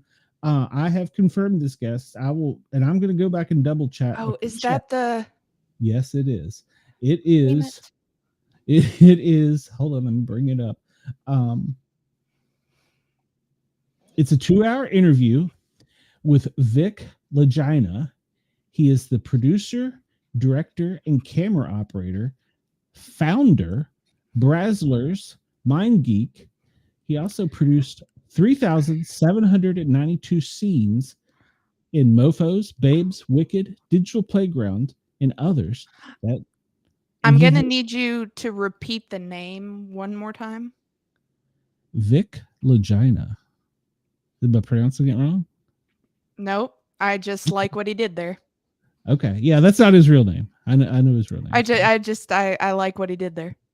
Yeah, he was in the business and produced 25 to 35 scenes a month with multiple crews. And of course, he's been on the Howard Stern show. He's got dirt to tell on the industry and he's wanting to dish it.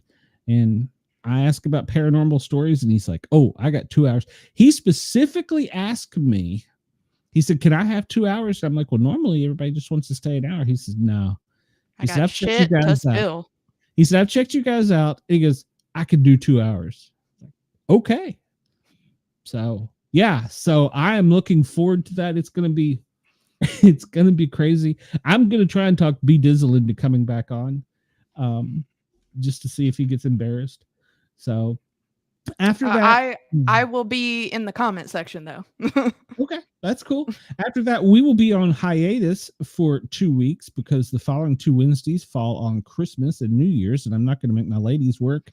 And plus, there's football and stuff on, so everybody should be with their families, not watching us. Go have a good time, get away from us. But we will be back after the first of the year. But I am recording a special Christmas episode, and if I get my New Year's Day guest that I want, New Year's Day will be an adult entertainer. Yeah. That I'm recording for 2 hours. She wanted 2 hours. You said New Year's Day?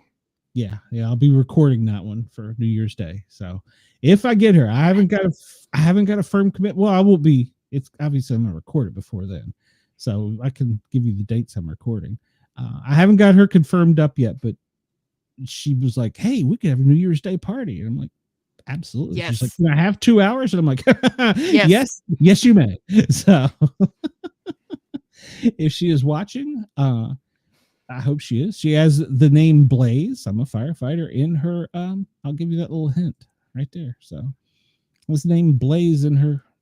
What do you call it? Screen name? Is that what you call it? Is she a redhead? Well, that's difficult to say. I think she's been more than one thing. So I don't know the answer to that, to be fair. So I don't want to say yes or no. Okay. So I don't think so, but I'm not 100% sure. And I'll be honest, I haven't watched any of the movies. I'm bad. I should have watched some of the movies. No. You've got time. Well, yeah, of course I got time. Cheyenne, so we won't see you on Saturday. No, and I can't Wednesday. Oh, that's right. You won't Wednesday. So you won't be back until next year. Chris, what are you going to do? Yeah. Unless you're in on the recorded episodes. And I want to be in on one of the sexy ones. Okay, I'm trying. I don't know what we're going to do in those 2 weeks of Misfits because the radio station's on vacation. So even if I upload them live, they won't get them until the first of the year. So I don't know. We're going to figure that out. We're still talking to my agent. So everybody, thank you for tuning in. Please thumbs up, like, follow, share, subscribe. Listen to me Tuesdays and Thursdays. I got a show from noon to 2 o'clock Eastern on the Thin Line Rock Station, www.thethinlinerockstation.com. Love you all. Thank you very much for everything you do for us.